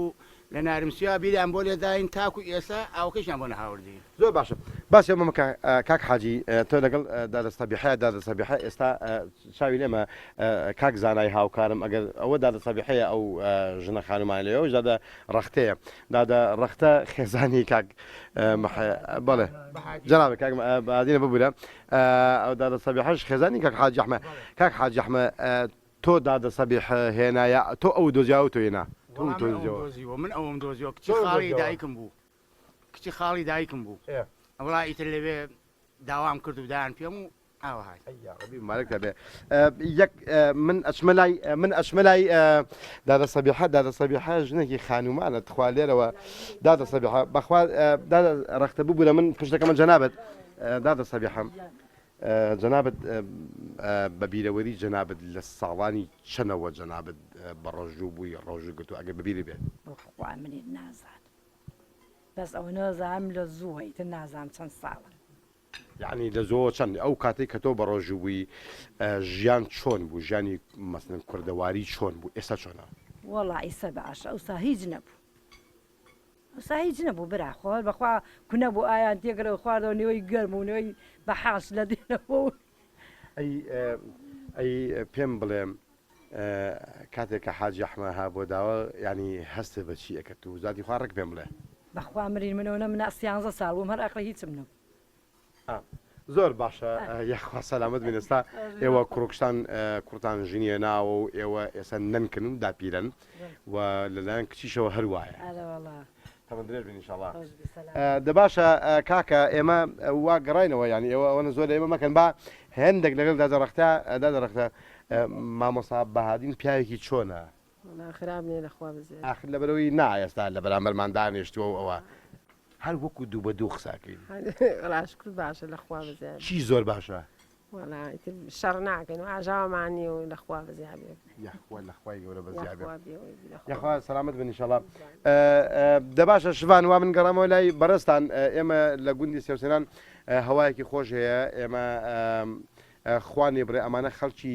بدەن ینی بە کوردی ینی خەڵکی دەستکراون خەڵکێکی مهمان پەزێرن وەکو ئێرانەکانەڵێن میوانداری ئەکەن و ینی خەڵکی ئەوەن و خەڵکی ئیدی تەمام هەفکاری مە منیرسەرین توشەیەکی ڕاستەخۆشی گوندی هێندێک خۆش پاستیژی سەحبەتە گەرمە دیوانەتە گەرمە زۆر دەخوازە لە بوونێکی چون ڕاستی وەختی مە گەلێکی مە ئیدی هەفکارین مە دژی میوانێ مە دکتور وێرە هەمە دەبێتم زیاتر بەحسە بێ نەخۆشی بکەین زۆر سپاس بۆتە منیر ڕاستیژی بەحسە خواردنە خوش و سەحبەتن خوش تەگرن زۆر سپاس بۆتە و زۆر سپاس بۆ میوانێتەژی کو ڕاستیژ تو میوانێوانەوی زۆر سپاس بووە بەری تەماشاوانێژە برنامه پاشی و برنامه که دکتر اکرم بجاری بحث نشان دستپی که ین توجبین ابن خوشیا برکه کلیه بکین زۆر جار هیچ نیشانەیەکی نییە زۆر جار نەخۆش دێت بەردێکی زۆر گەورەی هەیە قەبارەی 3 سنتیم 4 سنتیم هیچ هەستی پێ نەکردووە بۆ شتێکی تر پشکنینی کردووە سۆنارێک کردووە زانی ومانە ئەگەر بەردەکە لە جێگایەک بێ لە گورچیلا ڕێگای میزی نەگرت بێ نەجوڵێ بەردەکە زۆر جار هەست پێ ناکە بەڵام ئەگەر جوڵا ڕێگای میزی ڕێڕەی میزی گرت ژانی بۆ دروست دەکات جاری واشێ لە ئەنجامی جوڵە و حرەکەی بەردەکە خوێن دروست دەبێت خوێن دەبینێ لەگەڵ میزکردنی جاری واشێ دەبێتە التیهاب و هەوکردن و بە تاو لەرزی دێ بەڵام بە شێوەیەکی گشتی یان نیشانەی نییە یان ژانە یان خوێنی دەبینێ لە میزی چارەسەرکردنەوەی چ ژۆن هەبت یان ژی نەبت یانیش نیشکێکێوە بستە دەفنوژداری و نیشتەرگەر ینی مەسەلەن بژن ئەسۆت بۆ بێنەکردن و ئەو تووشی بێ نەخۆشیێ بت چارەسەریەوەی چاوەیە گەرژانی هەبێ هەم زووتر دەبێت چارەسەر بکرێ هەم نەخۆشیش ئیجبار دەکات زووتر چارەسەر بێ ئمە زۆر جار نەخۆش ژانی نییە وونە بێ ئەڕات دوای چەند ساڵ دێتەوە کلیەکەی زۆر ئەزێتیوە جاروای ئێمە نەخۆش دەڵێن حەزمان لێ ژان هەبێ بۆەوەی مەجبور بی عیلاج بکەیت ئەگەر ژانی هەبێ نەبێ هەر دەبێ عیلاج بکرێت چونکە دەترسێن لە وەختێکی بجوڵێ ئەو بەردەبێتە جێگایك ئازار بە ئەزیەتی گورچیلەی بدا ئێمە کە هەستمان کرد بەرد هەیە لە گورچیلەوێ لە ڕێی میز لە هەر جێگایەکی هەبێ دەبێت چارەسەری بکەین جا چ بە دەرمان و ئاو خواردن و بە هەنێ ڕێگای وەرزشکردن بێ یان بە نەشتەرگەریکردن بێ دەبێت دەربێت ناکرێت بەجێ بێڵێ بۆ کاتێکی تر. دکتورە بچەکێ سەر ژانە یعنی ئەو vê nexweşiyê pirostim gelek cara heval me hene mesem bêjt ez gelek pêtek çûmê dema ez tûşî vê nexweşiyê henê bîm. Em jî mesem ev ê tûj nebî yan jî her kesek tûş nebit ev jana nedîtî nizanet. Eger behsa jana vê nexweşiyê bête kirin çawa ye. خۆی ئەو پێم وتی ئەگەر لە گورچیلە بێت ژانەکەی بەو دەرەجە نییە جاری وهەیە ژانێکی کەم دەبێ و احتمال ئەجوڵە ڕێگای میزی دەگرێت دوای دێتەوە جێگای خۆی دێتەوە ناو حەوزی گورچیلە ژانێکی بۆ دەرەجەی نییە بەڵام ئەگەر هاتوو بەردەکە جوڵە هاتە ڕێگای ڕێڕەی میز و ڕێی گورچیلەی گرت ئەو میزەی کە ڕۆژانە گورچیلە دروستی دەکات نزیکی لترێک بۆ لترونیوە کە هەر گورچیلەیەک ئەو جاری وهەیە بە تەواوی ڕێگاکە گیرە جاری بە نیوە ئەگیرێ بە زەحمەت دەڕوە کەوای لێدێ ئەو ژانی زۆر بەقۆ دەبێت خاستن کە بەر لە گورچیلە بێتە خوارە بۆ میزدان بۆ بۆڕی بینی گورچیلە میزان کە پێوترێ حالب بەوێدا ڕەدە بێ ژانێکی زۆر بەهێزە کەم کەس هەیە توانای بەرگریکردنی هەبێ و زۆر جار ڕشانەوەیکی زۆری لەگەڵە بێ زۆر جار نەخۆش هەر ناتوانێت دانیشێ دەکەوێ بەملادا بەولادا و پێویستی بە چارەسەر بە کاتێکی زۆر خێرا چارەسەرکردن یان ژی دەرمان وەرگرتن یان ژی نیشتەرگەری چەند جۆر هەنە گەلە جۆرە بەحسی جۆرە نوێ تێنەکردن ئەگەر سەر جۆرین چارەسەرکردنی پڕۆستین ئێمە لەسەر بەردەکە بڕیارە دەین چ جۆرە شێوازێکی چارەسەرکردنی بۆ بکەین چەند بەردی هەیە خەبارەیان چەنە چەند گەورن جێگەکانیان لەکوێیە بەردێکی بچووکی هەیە لە جێگایەک لە گورچیلە هیچ ئەجەلە نین لە عیلاجکردنی دەرمانی دەدەینێ بە مانگ بە دوو مانگ متابعی دەکەین بزانین چی لێ بەسەر دێ بەڵام ئەگەر دەبینی بەردێک جاری وا هەیە 5 ملیمە دێتە بۆڕی حالبی احتمالە بە چەند کاتژمێرێک بڕیاری نەشتەرگەری بۆ بدەین دەبێت ئەو بەردەبین ڕێگای میزەکەی بکەینەوە ڕێگاکانمان زۆرن بەڵام لەسەر شێواز هەر کەسە و دەبێت پشکینەکانی ببینرێ بڕیار بدرێت چ جۆرە چارەسەرێک بۆ ئەو کەسە گونجاوە ئایا بە دەرمان و بە ئاو خواردن و بە وەرزشکردن و بە چاوەڕێکردن بزانین دەگاتە کوێ یان ئەو شتانە قازانجی نییە بۆ ئەو لەو مەرحەلانە تێپەڕێ و دەبێت نەشتەرگەری بکرێت بەو شێوازانەی کە چەند ڕێگایەکی هەیەش گەلە جۆرە نەخۆش گلەیەوەی چەندێت کرد مەسەلەن پڕێە چارەسەرکردنەوە مەسەن نەشتەرگەریەوە لێزەرێ بۆ هاتێکردن لێ پشت ڕۆژی بەرگ هەر هەبینە ئەگەریت vەیەکێ چنە یعنی لێزەر کارێ خوب باش نەکرد یانژی ئەو کەسە دووبارە تووشی نەخۆشیوی هەردووچی دەبێ هەر کەسێک جارێک بەردی دروست کرد مانای وایە کێشەیەک هەیە لەو تەوازن و بەڵەنسەی کە لە خوێەکانی ناو خوێنیدا هەیە یان ئەوانەی کە دژە بردن کە من یان ئەوانەی کە یارمەتیدەی دروستبوونی بردن زۆرن کێشەیەکی بۆ یەک جارێک دروستی کردووە ئەو کێشەیە هەر بەردەوامە ممکنە جارێکی تریش دروست کاتەوە یان جاری وا هەیە وەکو جەناب بدوت بەردەکە نشکاوە شکاندن بە لەیزەر شێوازێکە بۆ ئەوەی ئێمە نەگەینە نەشتەرگەری پێش نەشتەرگەری بەکاری دێنی هەنێ بەرد هەیە ناشکێت ڕقا ئەو ماوەدانەی کە تێدایە زۆر تند و ڕقا لەیزەر توانای شکاندنی نییە دەیشکێنی یان جاری واهێنای زۆر ورد نابێ و چەند پارچەیەکی لێ فڕێدا هەنێکی لێ بەجێ ئەمێنێ بەڵام ئێمە بۆ ئەوش ینی بەردێک هەتا سنتیمێک بێ هەتا سنتیمونیوەکیش بێت لە حوزێکی لێ بێ لە بەشی سەرەوە بێ بۆ ئەوانە بۆ هەموو کەس ناتوانین ینی بیکە ئەنجامی بدەین لە بەشی خوارەوەیکی لێ بەرێکی گەورەی هەیە بششکێنی فڕێی نادا هەردووکی دەبێ یان بەڵام دروستکردنەوە زۆر سەریع نییە کەسێک نییە لەیزەر لێدا پاش مانگێک بڵێن وڵا بەردە دروست کردەوە وەختی دەوێت کاتی دەوێت ئەوەندە سەریع نییە ئاتەنەوانی لە ماوەیەکی کووردا بڵێن بەردی هەبێ لەیزەرەکە نەجاحەتی نەبووە بە تەواوی دکتۆر ئەگەر شوەیەکی لەس بەحسێ خۆپاڕستنی بکەین ئەگەر پلەسچێکی پرۆسی وەختێمە گەلێکی مێمون خۆپاراستنی لە بەرد ئاو خۆشلەمە نییە کە ئاو بەشێکی سەرەکیەتی مرۆڤ چەند زۆر ئاو بخوا چەند زۆر میز بکە بەرد دروست ناکە ئێمە پێمان خۆشە ینی هیچ کەسێک ڕۆژانە لە لترونیوەک میز کەمتر نکات ئەگەر بێت و بتوانێت نزیکی 3 لتری بکاتەوە 2 لترونی و 3 لتر ئەو کەسە زۆر کەمن ئەوانەی لەو جۆرانە کە بەرد دروست بکەن چونکە هەر چەند میز دەکا ئەوەندە ڕمڵ و ئەو شتانی کە بێتە هۆکاری دروستبوونی بەرد لەگەڵ خۆیان فڕێئەدا و احتمالی زۆر کەمە بەرد دروست بکات بەڵێ پرۆسی دکتۆر ئەکرەم محەممەد بەسپۆری نەخۆشیە نیشتەرگەری یا بەرکەی گورچیلێ زور سپاس بوده کتو دم بوری داد گرم داد بود خزال بوری نشین چی که گله جرم برین چی بید نوا برنامه دا زور سپاس بودی پراستی از بحثی که کم دکتر هم زور سپاسیاتت کین اگر رابینه دکتر پراستیش افشوه از بحثایی که میدیل دست به که افکار مدلوان ده روزن دست به که این برنامه پیشکش کردن و وان ده روزی هم گل برنامه بردام این دلوان ها تو جوان چو مهوان ماجی هم زیادتر بحثا مهوان اجبین مثلا مامستاین آینی هاتن دکتر طیبتمن هاتن یعنی ایدی همی چون لی برنامه پاشیف هر برنامه که صبایج خود حس کرد یعنی برنامه پاشیف دی برنامه که از دکتر جدی چین بس دکتر اگر آموزگاری یک بچیک بو کسی نخوش او بو کسی یعنی بید خوب پاریزن زور هاوری آب آف هم آدم جیب چک آب بخون بری اشتا میامای بو بانگش هم دشین یعنی هندی هم آب بخوین زیادتر هم دی پاراستی بینش انشالله دکتر زور سپاس بودن سپاس بوده تو گرم دادی ولی تماشا نجا ایدیل ویری هم دی دخواه یعنی سلامتی بو هر کسی که کین اگر هم سکینه کامیری باشه دکترم دخواه سلامتی از دکتر هر دو بو هر کسی که کین بو توشی نخوشیا بلکه گورچیله بی و دخواه هر کسی که کین خوب پارزن که دکتری گویی و خارنا آوه تماشا نجا که ما گویی جدی هفکار مدلوان یا سرملی یعنی کر بو خدمت های ویدار مجلس یا بدوان ده روزا خدمت های کر بود صبح خود حس که افکار من کووان باختن کوین شیرین به کشهایی که آرامی ده روز دمای که هی رمضان داد گلها برنامه پاشیف جی صبح خود حس که ساعت ای که دیدم حولی الباشور کردستان برنامه که داخازان دم خوش بو همی خلک کردستان همی مسلمان همی جهانی او داخازا پاشیو که خوش بو اون نکر سر پاشیو و خود روزی نویژن هوا قبول کرد و از دکتر جی پی و دیچین پاره که نانیب اثر خوین دکان بشیم صبحی روزی بی تماشا نجا عبد خوش